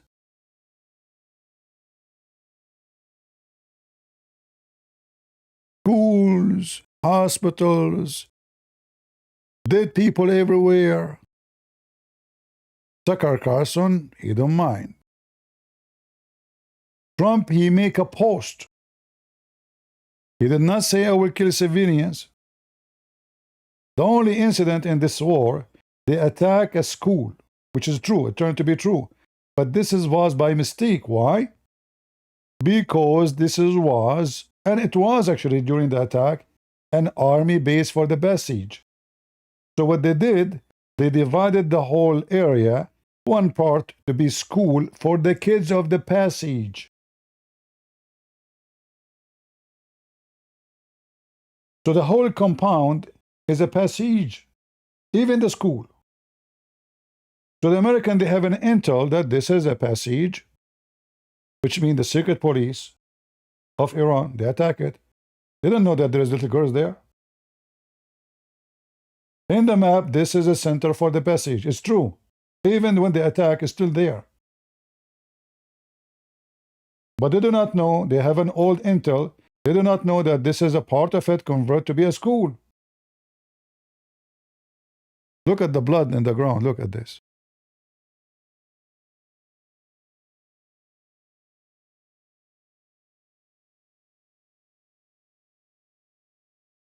Look at this.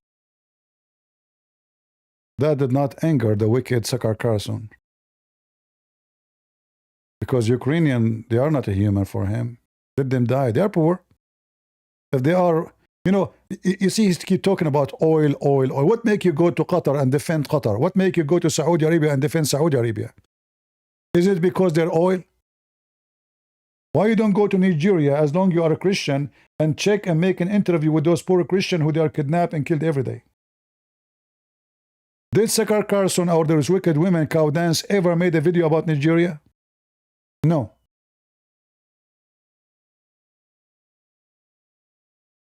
No.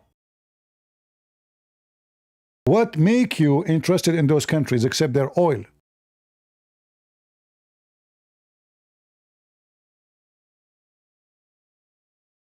Correct?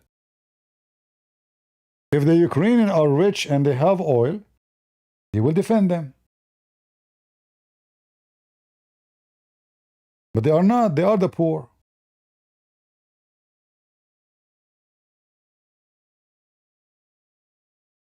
Cities are destroyed. Who can build this? Who's going to build? Who's going to give those people their houses back?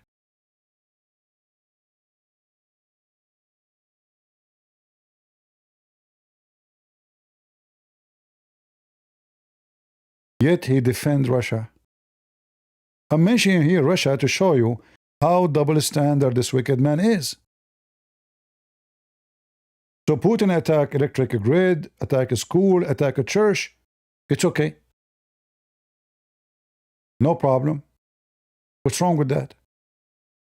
Those Ukrainians are fascist, brother.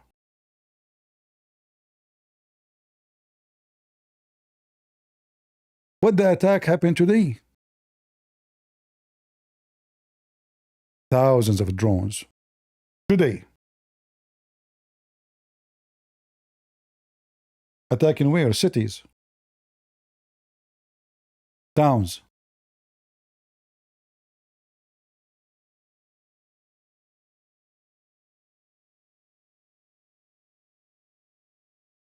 The funny that Putin, he complained about Israel attacking Hezbollah in Beirut, destroying apartment building. I mean, look who's talking.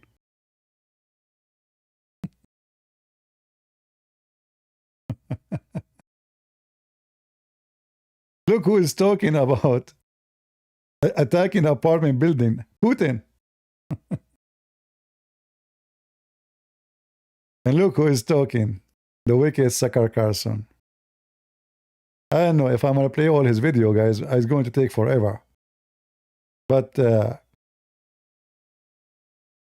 we did not vote for Trump because he is Saint Trump. And nobody claimed that Trump is saint. But Trump is doing the right thing. All this time, this wicked regime, killing, kidnapping, drug selling around the world. And nobody dared to stand for them. Trump, he did it. Trump and Israel. We have to give a credit to Israel too. Because in fact, Israel is the one who stands for them. Right? And if this man, he have a little ethic as he claimed, then he should condemn anyone attacking civilian anywhere in the world, including Saudi Arabia when they were bombing Yemen, including Qatar when they were arming Al-Qaeda in Syria, including Putin when he took his army all the way to Syria. Shall I show you videos of the Russian army in Syria? He never opened his mouth against what Putin is doing there. Never. He never opened his mouth against Saudi Arabia bombing Yemeni, bombing cities. Never.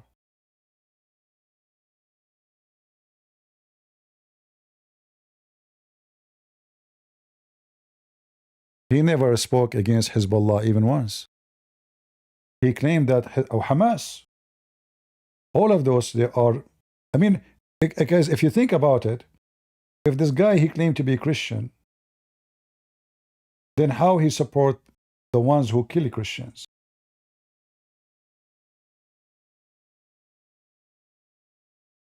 All of those, they believe in killing Christians and they practice it. Not only they believe in it, they practice it and they do it every day. Putin, he built 800 mosques in Russia from the money of the Christian Russian. Never happened before. Tens of thousands gather in the heart of Moscow, doing a prayer, intimidating the Christians in their heart because of Putin. Putin, he made an order. Anyone insult the filthy so-called Prophet Muhammad, he will pay a criminal penalty. Check it out. Go ask. We're not making things up.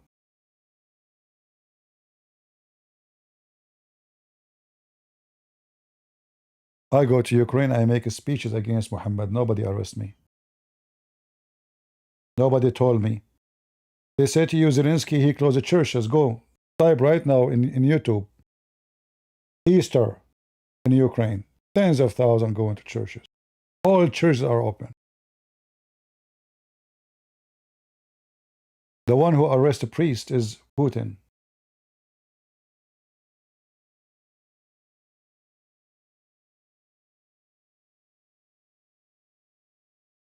The one who killed Christians is Putin. And the one who killed Christians is Hamas, is Hezbollah, is Iran, is Qatar. All of them his friends.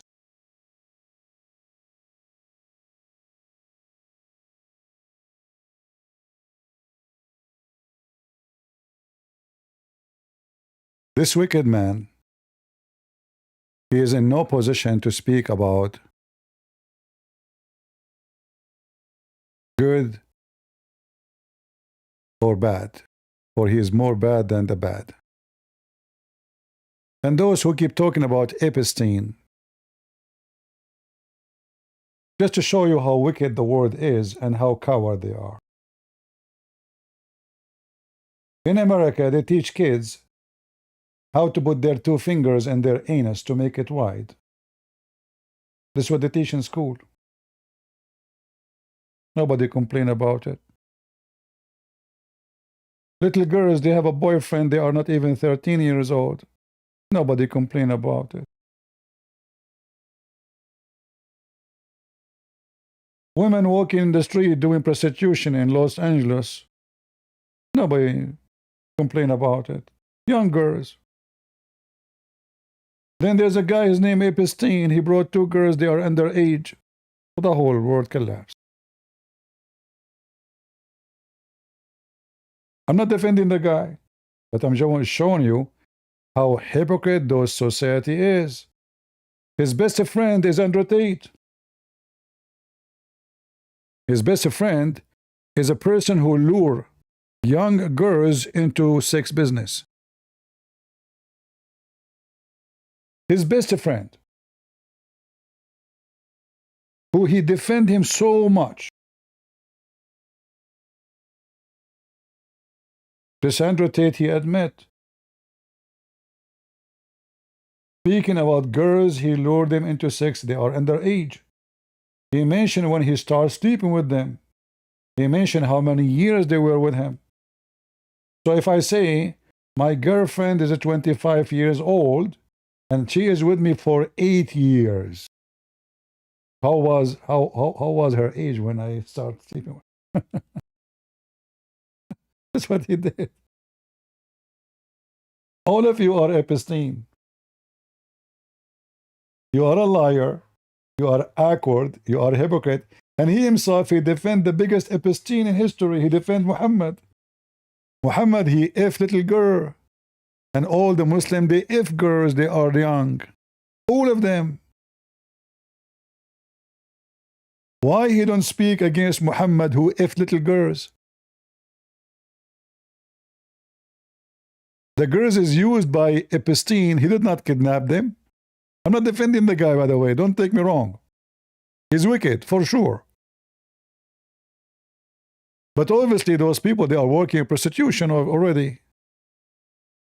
I mean, how they get you to go to fly all the way to an island? I don't know. I mean, money.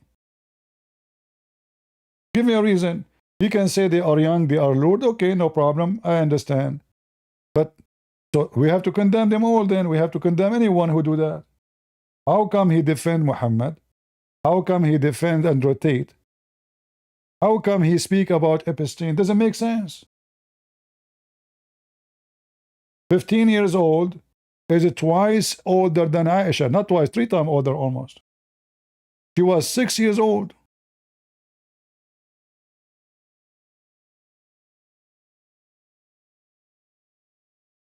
In the beginning of his video, he says, we voted for Trump to stand against nations who they are godless. If this wicked sucker keep talking about Epstein, him, and how cow dance, how come Andrew Tate is his best friend and her best friend, and she posts pictures of him wearing his underwear?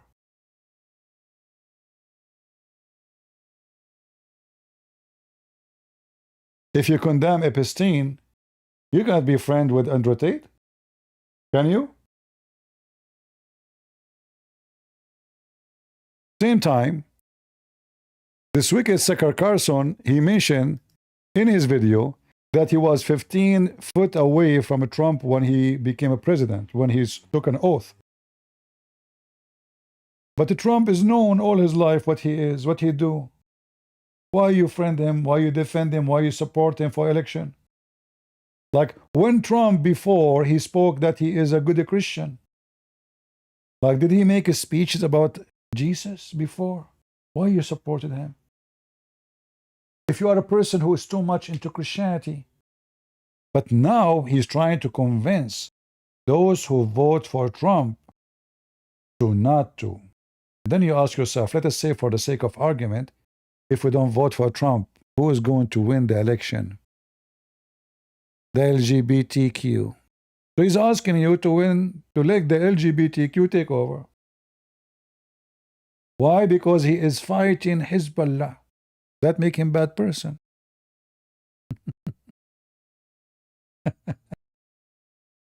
It's a fact. This is what he's asking you, right? This is what he's asking you for. Because you need to ask yourself, okay, if we don't vote for Trump, who's going to take over? Kamala Harris, right? So this wicked, he prefer Kamala Harris and her gang over Trump.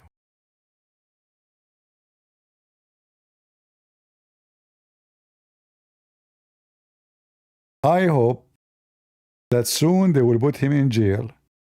Not because he's opposing Trump. No, we have a freedom of speech in this country. But already he admitted that he was leaking information to the Iranian. He admitted, all right, that he is under investigation for leaking information to Iran.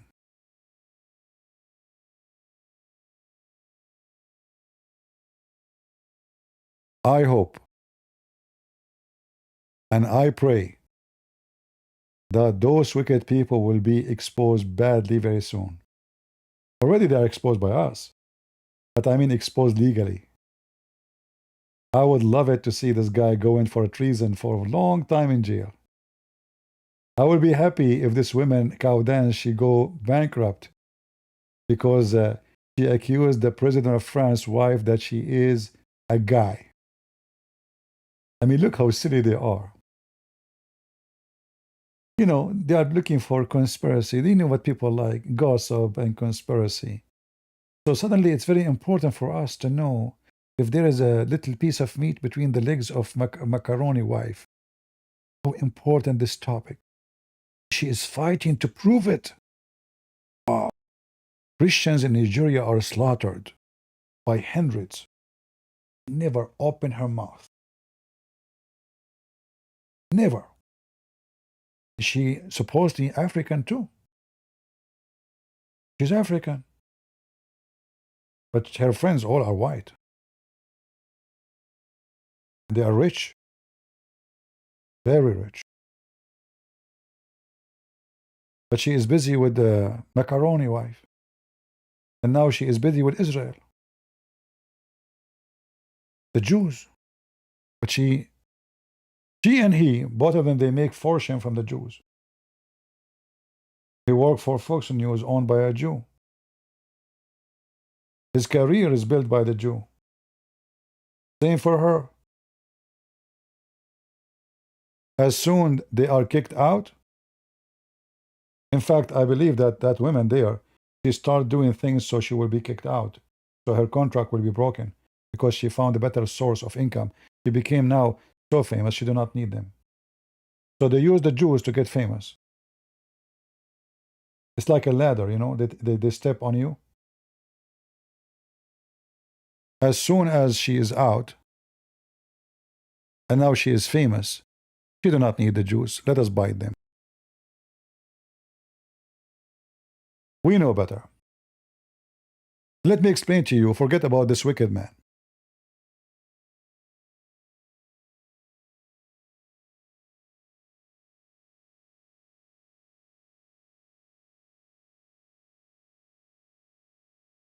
Hezbollah leader, few years ago, and I can't find the video, he threatened the Christians in Lebanon to slaughter them all. He made a video saying to them, reminding them, he said, I have 100,000 fighter. 100,000 fighter. If I move my finger, you know what will happen to you. I can show you the video if you like. So Hezbollah make it so clear that we want to kill all the Christians in Lebanon. And they did already, by the way, killed a lot of Christians already. A lot of Christians. Not only Christian, by the way, even those so-called Palestinian, Hezbollah killed a lot of them in Lebanon. Many people do not know about it, by the way. Actually, nobody killed Palestinian, which are not Palestinian, but they call them Palestinian, as much as Hezbollah and the Shia in Lebanon. You can search right now in Google.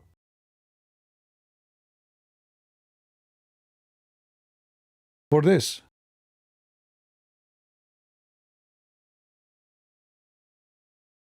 Let me show you.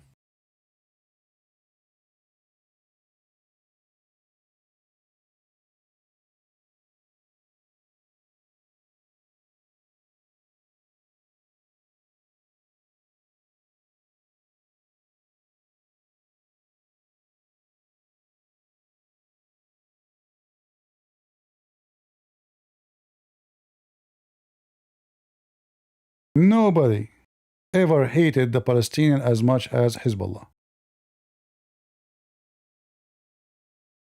We can use Google to translate, don't worry.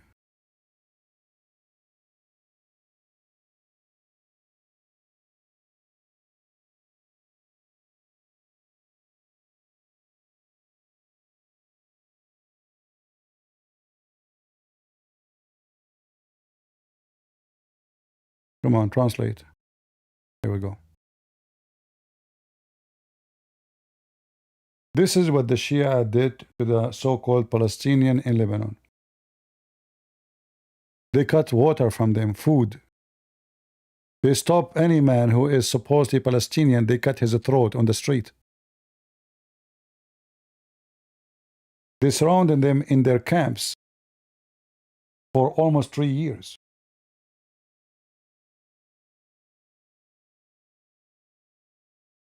They massacre them.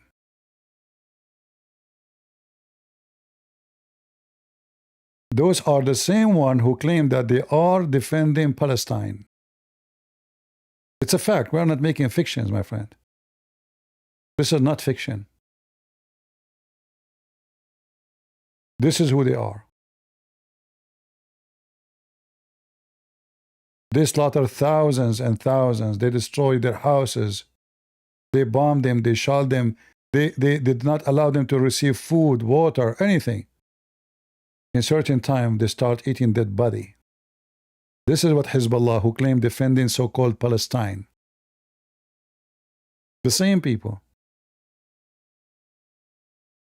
Not the Shia. This is what the Shia did. This is what the Shia did to the so-called Palestinian. And now they are claiming that they love Palestine.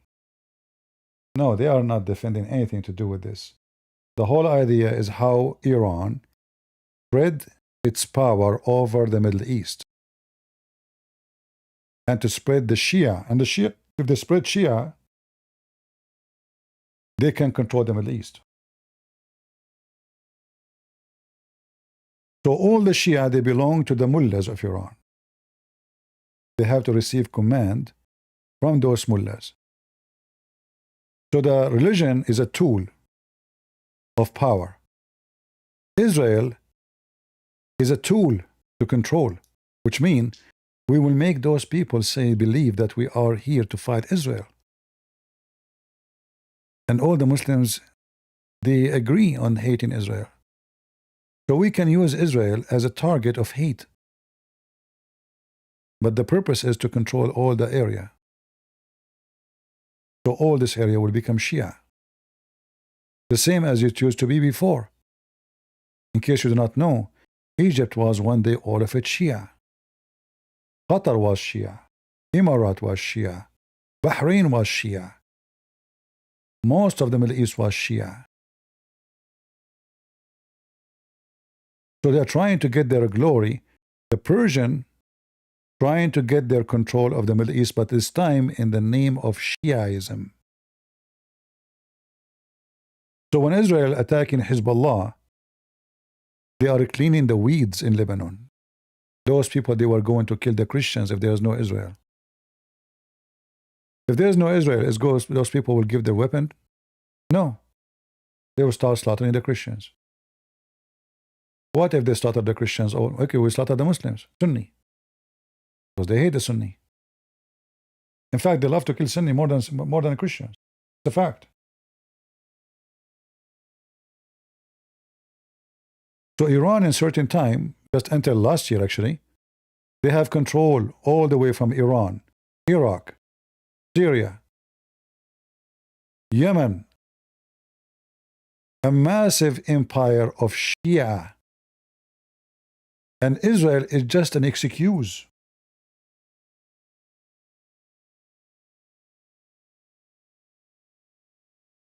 So they can spread and take over.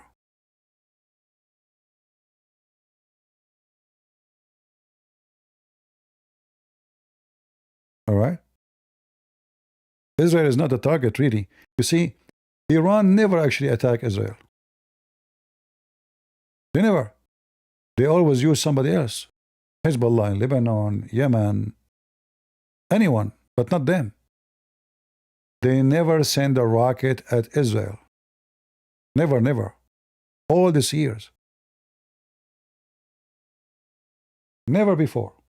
Until Israel attacked them, all the war was happening before using militant groups so Iran can stay safe. So we command Hezbollah, shoot rocket. We command the Yemeni, shoot rocket Israel. And that make us gain support from the Muslims around the world. See, Iran defending Palestine. But in reality, they never go to war with Israel. So they stay safe and they use others, dogs with rabies, but they are just looking for bones, money, power. Those Shia in Lebanon, they are very poor. Everybody knows that Shia in Lebanon are the poorest. The one who clean your shoes is a Shia. The one who clean your bathroom is a Shia. The one who begging for money in the street is Shia. Iran came to them, listen, we will enrich you. We will grow drugs. We will arm you. We will train you. You will take over Lebanon. From the one who cleans shoes to the one who controls the country. From a cleaning shoes to drug dealer, millions and billions. This is exactly what happened. Those are the poorest people in the country. Iran employed them. They found that this is a perfect atmosphere. Those are very poor. If we tell them, we can give you arm and weapon and make you powerful, everybody fear you. If we tell them, we can make you get rich, and we made them rich. Drugs, farms all over Shia area.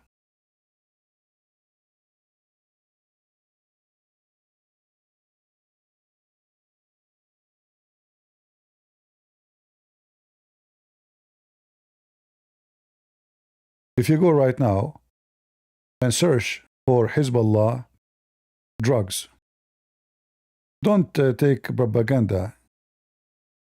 You can watch videos of capturing their manufacturers one after one.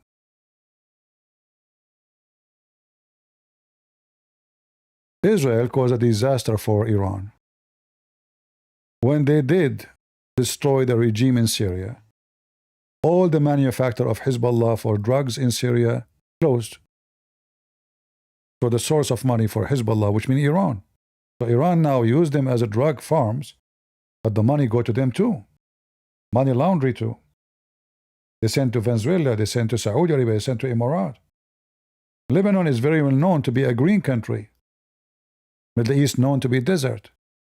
Lebanon send orange, Lebanon send apple, Lebanon send vegetables to all those Gulf countries. And Hezbollah smuggle with those import for vegetables, drugs. It's a big, huge network of drug dealers. This is why Maduro is very close to them.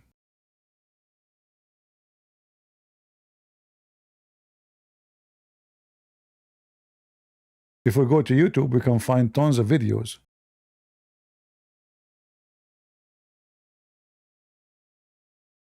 about this.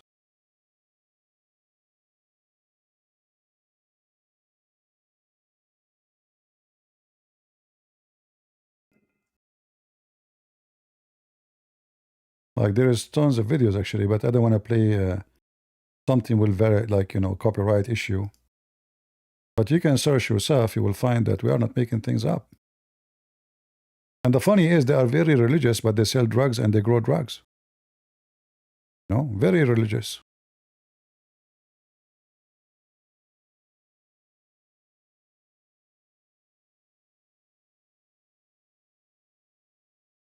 This is why they are so close to, this is why they are so upset about Venezuela.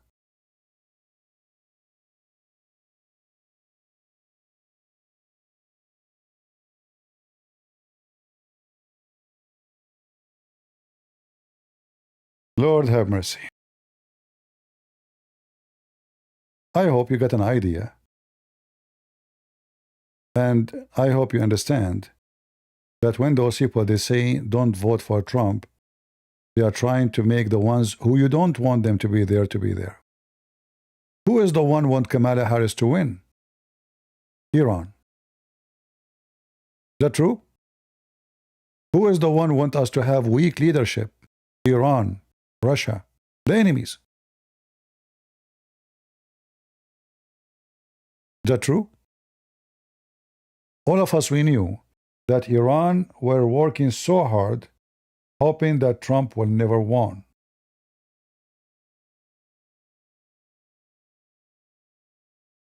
He's mocking Allah. That's why. What's your take on Trump saying praise to be to Allah? Is making this is mocking. This is why here now, this filthy sucker is attacking Trump for he is mocking Allah. Don't you see he's mocking Allah? Because this is what they shout. The Muslims, they shout, praise be to Allah. So he's saying, I'm going to make you shish kebab, praise be to Allah. So you can praise be to Allah as much you want. This is a mocking. He's not respecting Allah.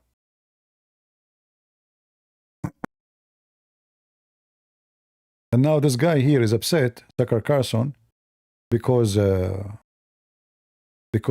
Trump is mocking Allah.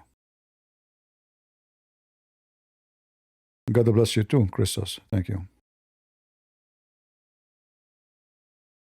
Always ask yourself what they want. What does Tucker Carlson he want? If we don't vote for Trump, we vote for who? He wants us to give the Democrat. And who is the one who wants Democrat to win? Iran.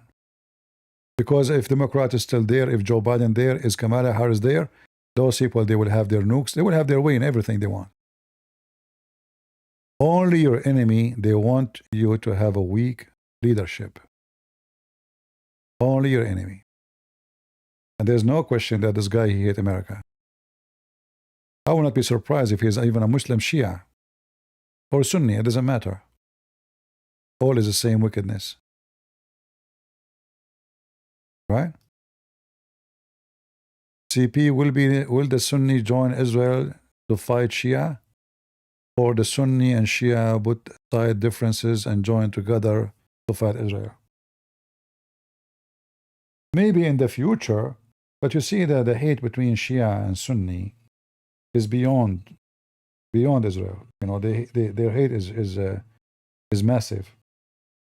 But I will not be surprised that one day that Muslims, they can, not because they are united, they will never be united, but they can be united in their hatred. Like now, Turkey, they are happy that Iran is being destroyed. But Turkey is afraid that they are next.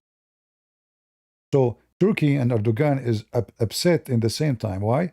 Because if they took Iran from the way, then the question is, who is the biggest Islamic country who is supporting terrorism? Who's next? Turkey. And if we understand that Saudi Arabia and Emirates, they themselves against Turkey too. So Erdogan is worried that if now they get rid of Iran, and America proved to be able to do so, and Israel, then what is going to stop them from being us next? You know, all of this NATO garbage is not exist. You know, the NATO, I mean, as you see, when Trump, he needed them, they refused even to let him get gas from their airport. They refused to make him land. Spain, France, you know, all of them, they closed their airspace for USA. So American airplane, they have to fly thousands of miles to go to Iran. Especially the big ones who they cannot land in certain area.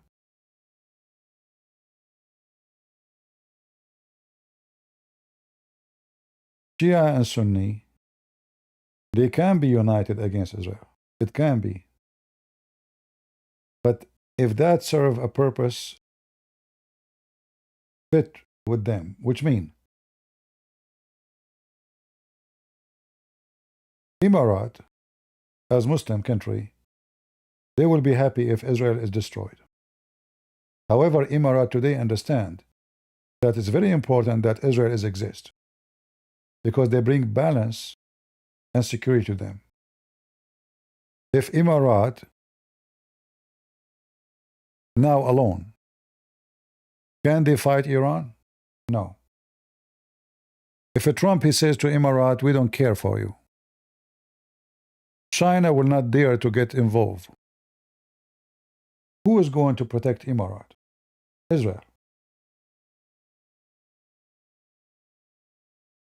In fact, I assure you now that those countries like Saudi Arabia and Emirat and Kuwait and Bahrain, they trust Israel and they will have a very strong relationship with Israel. When I say strong, it's a strong about benefit, not strong about love. Don't take it emotionally. Because they knew and they understand the needs of protection. Those people, they live in fear. And their fear is Iran. Iran in the last 25 years expanding. They took Iraq, they took Syria, they took half of Yemen. They have even camps in South America. They became very powerful. They own banks around the world to launder their drug money. So those countries here, the small countries like Emirat and Bahrain, they can't survive anywhere. This is why actually Iran now hitting them every day. They did not dare to shoot one bullet. Iran. Did you notice? Neither Emirat, neither Bahrain, neither Saudi Arabia, all of them, they did not dare to shoot one bullet. Why? Because they're afraid if they do, what if Trump tomorrow said, okay, we stop the war, we sign an agreement with Iran, and they did not care for us? Who's going to protect them? So those are very weak countries. Let us say they are a tiger made of paper.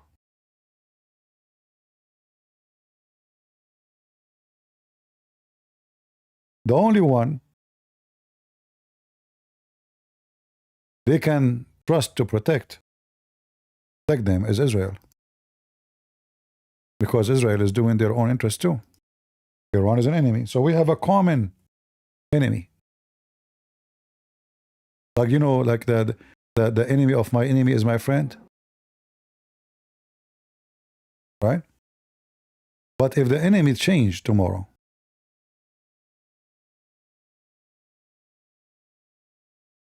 all those attacks on Iran, from Iran into the Gulf, look how many attack. In fact, they attack the Gulf way more than they attack Israel. Way more.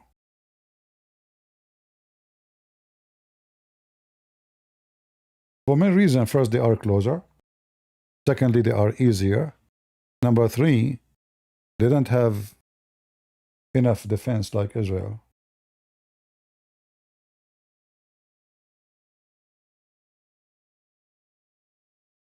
Kuwait, Emirat, Bahrain, Saudi Arabia, Qatar, even Qatar, their friend.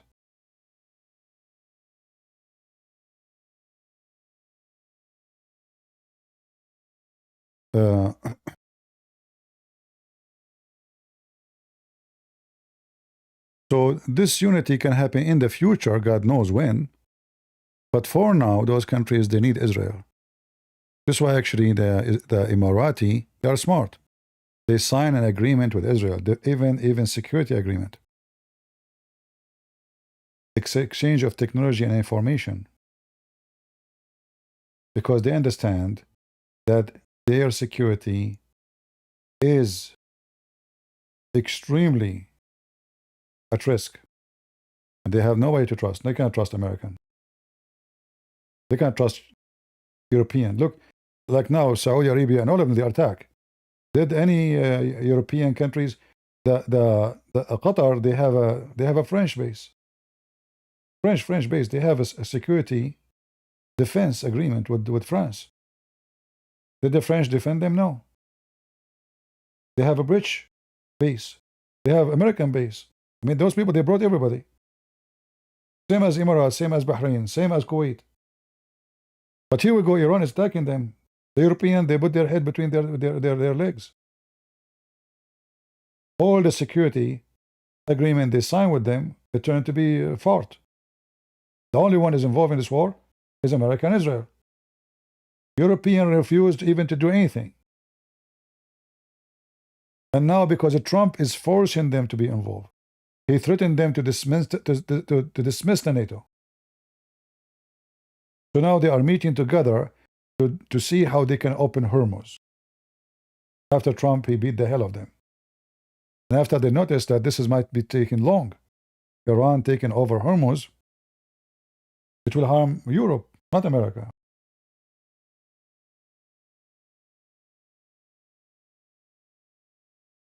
In Iran, they became so powerful not only by weapon influence in the Middle East, as you see their hands as octopus expanding. You notice that Democrat defend Iran. This guy claimed to be conservative, defend Iran. So the Iranians, they were able to go through our system and to gain control of many influencers who they like. There's two kinds of influencers in this country. There's conservative, there's Democrat. Well, we better control them both. So they went to those who they are from the conservative side, which are not, those are the woke actually, those are not conservative. Everything about them is woke. When your best friend is Andrew Tate, you must be woke. Wicked and woke. So they have to control both sides so they can control America. That's why you see your kids go in the street, free Palestine. Who is behind this? Since when? So they were able, the same as the Soviet Union. The Soviet Union, they started this actually. And now the Iranian, they found it very ready. Iran and Qatar, they found it ready. The Soviet Union, they made American, they hate their country. This is what the woke they teach. American flag, American are colonist, American are imperially, they want to control the whole world, you know, the whole conspiracy. And they make American, they hate their own land. And they go out of sense, lose their mind to defend the one who want to kill them, like LGBTQ for Hamas. LGBTQ for Gaza, but if you go to Gaza, they will throw you from the roof. So they found a very good ground to grow their weeds in America. So Iran gained momentum inside the state. In both sides, they found that in the conservative, there's a growth of hatred against the Jews. So they said to themselves, let us invest with those people. They hate the Jews, we hate the Jews. So let us invest with them. So they come to someone like Cow Dance, and those people, they are working for them now.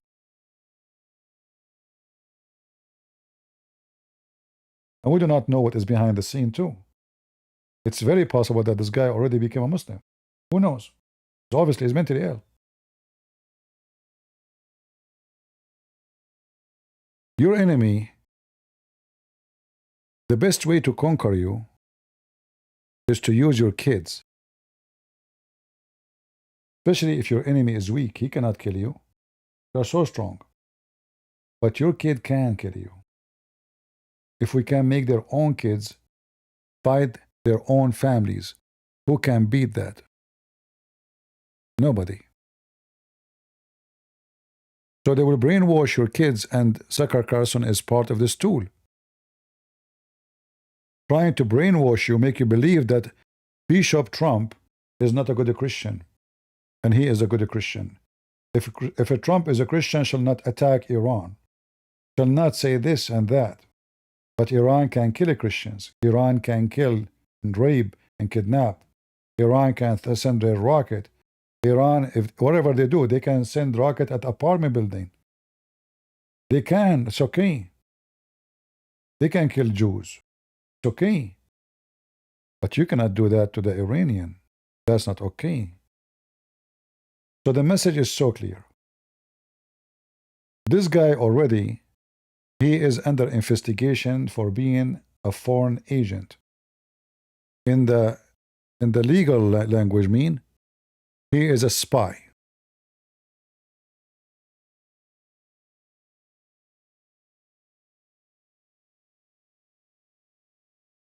He is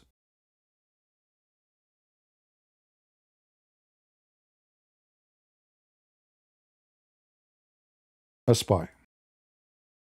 And if you remember his video, he admitted that the CIA, they were reading his text.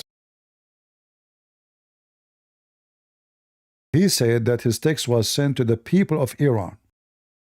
The people. All right? But we know what that means. That means he was leaking information to the Iranian regime. And he did that before the war, a day before the war. Now, it doesn't mean only that day, but something serious he mentioned, he sent them before the day, before the war, before the attack. And I believe that Trump, he used him. He gave him some information to leak to the Iranians. They knew already that he is a spy for them. So they gave him some information. So the other day I found out that the CIA is preparing some kind of criminal referral against me, a crime report, to the Department of Justice on the basis of a supposed crime I committed. What's that crime? Well, talking to people in Iran before the war. Talking to people in Iran before the war? What does that mean? Why you are talking to people in Iran? What do you mean people? What people? Who? Somebody is a plumber? Joe the plumber there? He's texting them, leaking information. They want to know if the threat of a Trump of attacking them is real. Few hours before the attack, Tucker Carlson was texting who? The people of Iran. The 100 million. He was texting everybody. Hello, my name is Tucker Carlson. Are you from the people of Iran? I want to say to you, how are you? You see why he's going so crazy? He's exposed. He might go to jail for the rest of his life. Already they have his text. So let me guess what happened. They are not watching his text. No, not him. They are watching the phones of the Iranian leaders, spying on them, which is normal. I mean, we're going to attack them second day. So while they are watching the text of the Iranian leaders, oops, they found that Tucker Carlson is texting them. And he is admitting, you see, he could not even deny, says, I did not do it. What is the crime? This guy, he thinks this is nothing. So the other day I found out that the CIA is preparing some kind of criminal referral against me, a crime report, to the Department of Justice on the basis of a supposed crime I committed. What's that crime? Well, talking to people in Iran before the war. People in Iran. They read my text.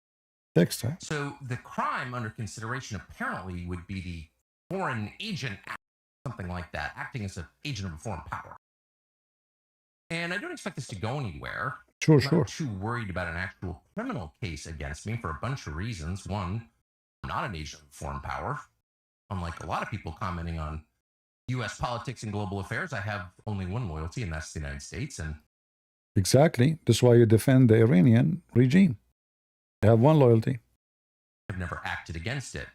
Its interests are the only interests I care about because I'm... Yeah, you don't want, when you speak against our army supporting the enemy, you are not acting against it. But why you don't tell us what you were texting? Why you don't show the crowd the text? Show them, this is how I did not do anything wrong. Right? Right away you will notice that he did not dare to show what he was texting. Because it's obvious it is something bad. You see, CIA cannot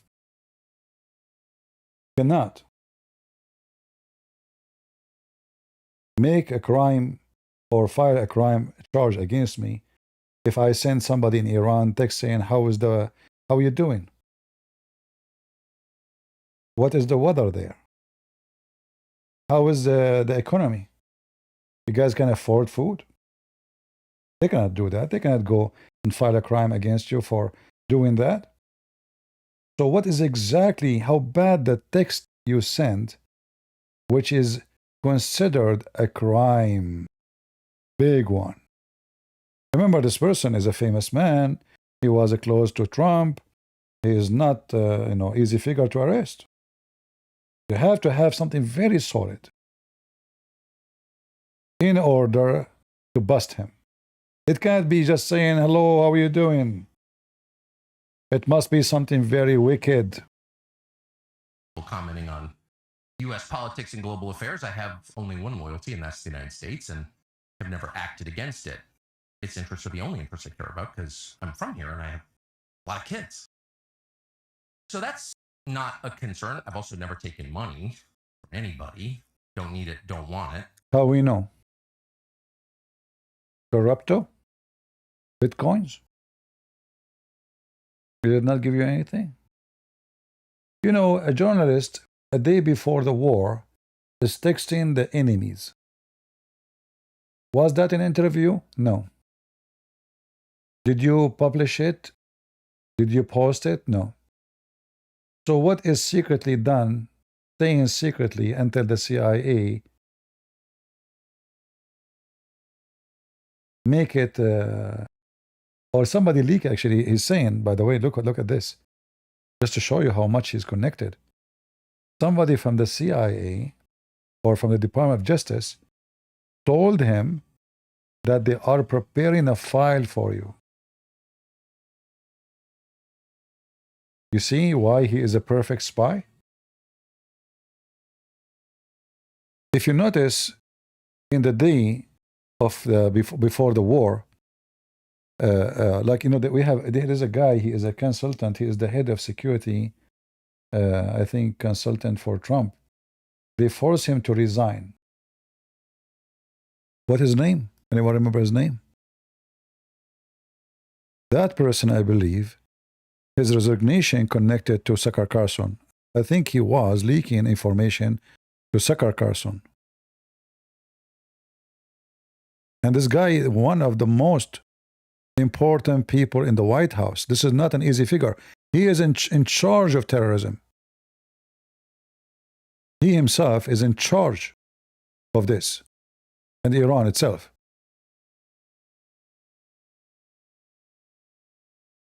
All of this happened at the same time. And what was the reason, according to the media, he resigned? He keeps saying to Trump that Iran is not a threat to America. Iran is not a threat to America. The top U.S. counterterrorism official resigned over Iran war. You don't want him to attack Iran.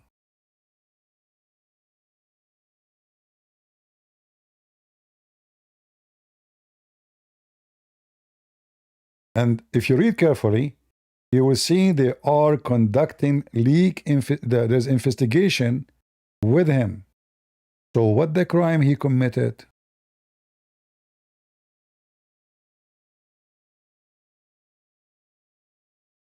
Most likely, this guy was sending information to Carlson. Carlson, he sent it to Iran.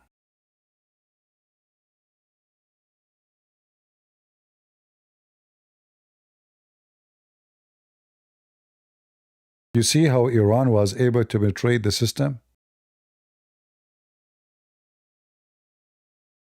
And how in the world this guy is in charge of terrorism and he believed that Iran is not a threat to America, when Iran is shouting every day death to America day and night. There's no country in the world shout death to America except Iran. And their dogs, like Houthi, Hezbollah, the Shia in Iraq. All they belong to Iran. How this guy, he was saying to Trump, Iran is not a threat.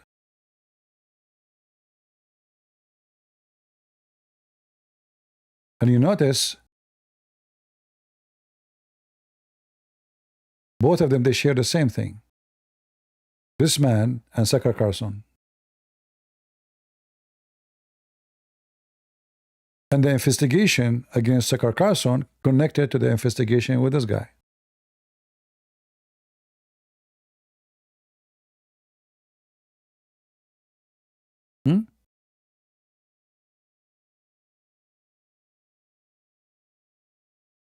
They are all working together.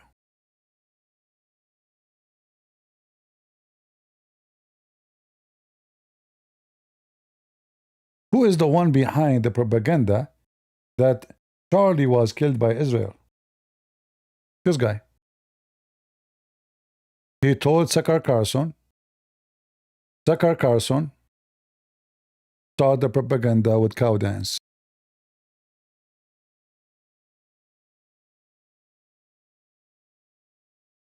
It's not a secret. They are all one gang.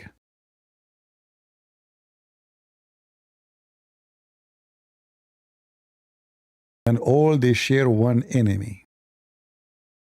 Israel, the Jews, and the Christians.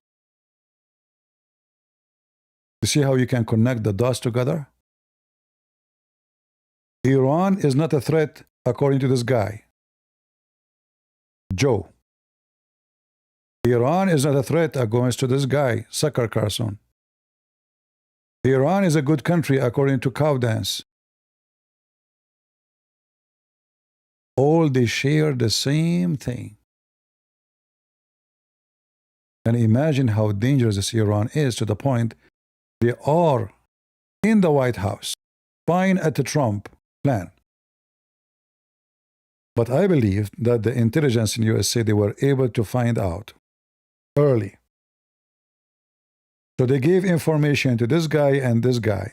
They gave it to this guy, Joe, all right?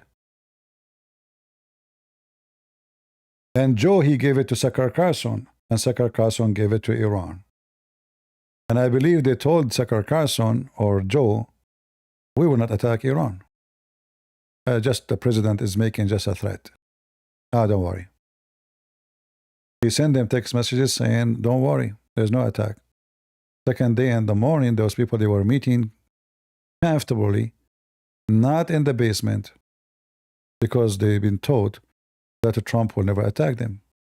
It's just a bluff. All right?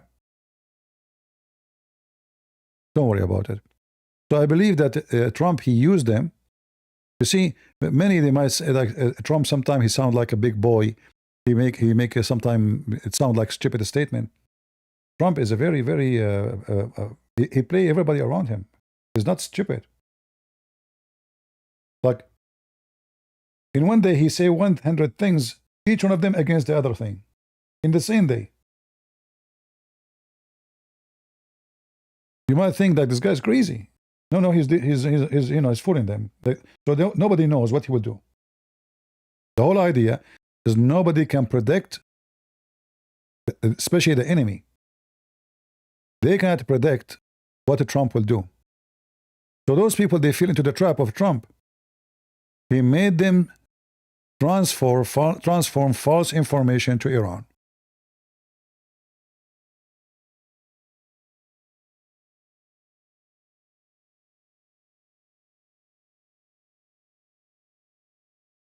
And notice here, look at the news. They arrive and they are putting conditions even before they arrive.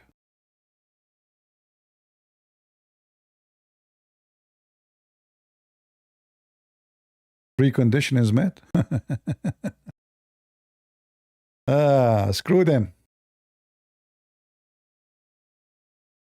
All right.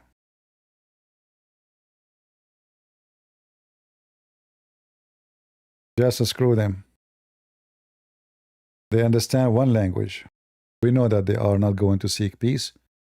They are just buying time so they can rearm themselves.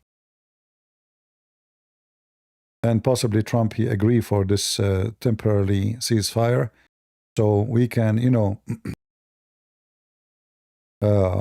when your airplane attacking every day, you need to give time for the maintenance. Even replace airplanes, like the switch. Airplane go to maintenance, airplane come to the fight. So having some time to replace, to maintenance, to reload, to bring more weapon and ammunition is very important. And even to replace soldiers. So soldiers who they are fighting for the last, 6 weeks, almost 40 days, they need a break. So now this is the time when they take them, replace them with the new fresh blood. So those who they are fighting every day, because imagine if you are in a airplane carrier, those kids don't sleep because the 24 hours the fight is going. So 40 days is not easy. So now it's a great time to replace the fighters with someone is rested, someone is comfortable, someone just came from the state. So all this time, it is possible that both sides is taking advantage of it. Not possible, it's a must. So they can refresh their power and their energy and their animation. So we will see what will happen by tomorrow. And we will, the news will not be news no more. It's going to be known fact. If this peace agreement is going to happen, which I doubt, I believe they are just killing time. But we will see. All right? We will see. We will see, and I pray that this wicked man, he will go to jail for a century, so we will not see his face again. I hope they will be able to get him busted for a treason. And there's no question that he is committing treason. He's angry for fighting those who kill our kids, who import drugs for us, who shout death to America. And yet he claimed that he is loyal to America only. You know what the Lord said? From their fruits you shall know them. And I cannot find better than this golden, the word gold doesn't make sense actually. Priceless advice for all of us from the Lord himself. From their fruit you shall know them. Trump, he is not Saint Trump. We know that. Right? But Trump is doing the job and is a fruit to fight the people who teach hate against us, who practice hate against us, who kill us. So Trump fruit for me is good. I don't want to hear speeches about Trump. I did not vote for Trump because he's a bishop. He never claimed to be so. He's a businessman. He loves money, actually. We know that. We did not vote for him for his St. Paul. This is not the reason. We have two to vote for. A wicked Kamala or him.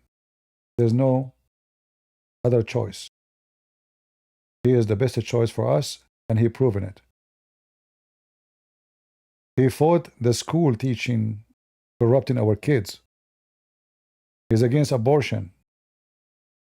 He took Maduro, who is helping the enemy and sending our kids drugs. He's fighting against the wicked Iranian regime. All those things and many others. Telling me that Trump is in the right place. Not everything he have done is good. But you know what? You cannot find a man to do all things is good. Men are men. Men are men. They do bad, they do good. But if we compare him to any of the previous presidents, anyone, you will see that the only one who took actions to make America secure from drilling for oil. Imagine if we don't have oil now. Imagine if Trump is not there and there's no oil. And we are buying oil from Saudi Arabia. And Iran have a war with somebody. We're Saudi Arabia, not with us. And they close Hormuz. All of us, we will be in chaos. Trump, he saved America. The first thing Trump did when he came to the office, he not only made them drill, he ordered to build as many as they can for a nuclear reactor for energy. So we can be independent by oil, independent by nuclear, and many more. Trump is doing a great job in many things. I don't agree with him with other things. But always, you have to count how many bad and how many good. So if we have Kamala or Joe Biden, the wicked, how many bad? All is bad. How many good? Zero. If we calculate how many good Trump he did since he became a president in this year, just in 1 year, this man, he did a lot.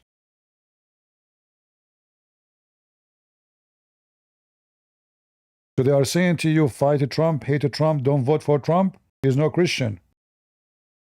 He's asking you to vote for the wicked Democrat because there's no other choice. Who you will vote for? Who?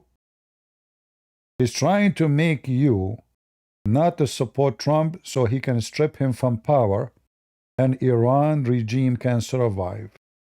And they can have nukes and they can nuke us tomorrow.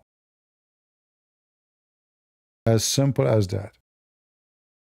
For sure he will be happy if Iran nuke Israel.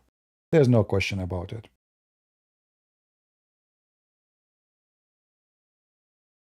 So I say to you, I voted for Trump before.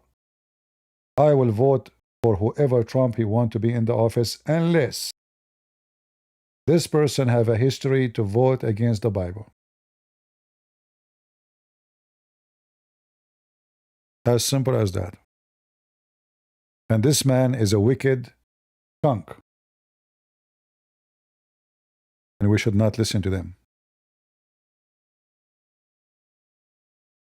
CJ, it is funny that Carlson complains about Trump's language in post, even though Trump was mocking when that language is in the Quran. Exactly. And not only that, he himself, he keeps using this language. Go watch his interview with Andrew Tate. He keeps saying the F word. I mean, the guy every 2 seconds, he used the F word.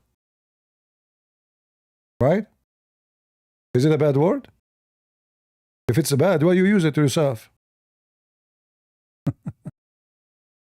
If that will make him not a Christian, why you use it yourself? I thought you are the Christian who called for the Bible, right? You care for the text, the ethic code. Is that the ethic code? He is just playing everything, every card in his hand to try to make you hate the guy. And I think he will go even more aggressive because now they are doing a criminal investigation. So like, he is, let us say, I would not be surprised actually if he tried to escape and go out of the country and seek refuge, asylum in Russia or in Iran. Now for sure, not in Iran, because Iran might be a very risky place for him, by the Israeli, But I would not be surprised if this guy, he can escape the country if he find that he's going to jail for sure, for treason. I would not be surprised if he go to Putin and seek asylum and even Putin give him citizenship.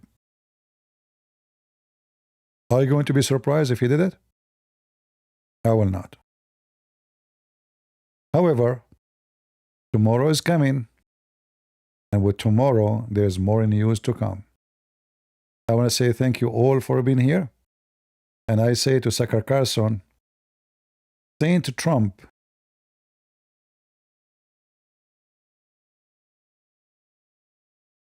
never existed. Not for the Christians. You are just a stupid idiot. We did not vote for him because he's a bishop. He fit perfectly where he is. As you said, Sakar, you said that to be a leader is required to kill. You said that, you coward. You said that. Didn't you? To be a leader is required to kill. It's not for me to give you a lecture about that, but you should challenge some ideas. For instance, you didn't talk about freedom of speech in Russia. You did not talk about Navalny, about assassinations, about the restrictions on opposition in the coming elections. I didn't talk about the things that every other American media outlet talks about. Why? exclusively, Yes, this is because my those question. are covered.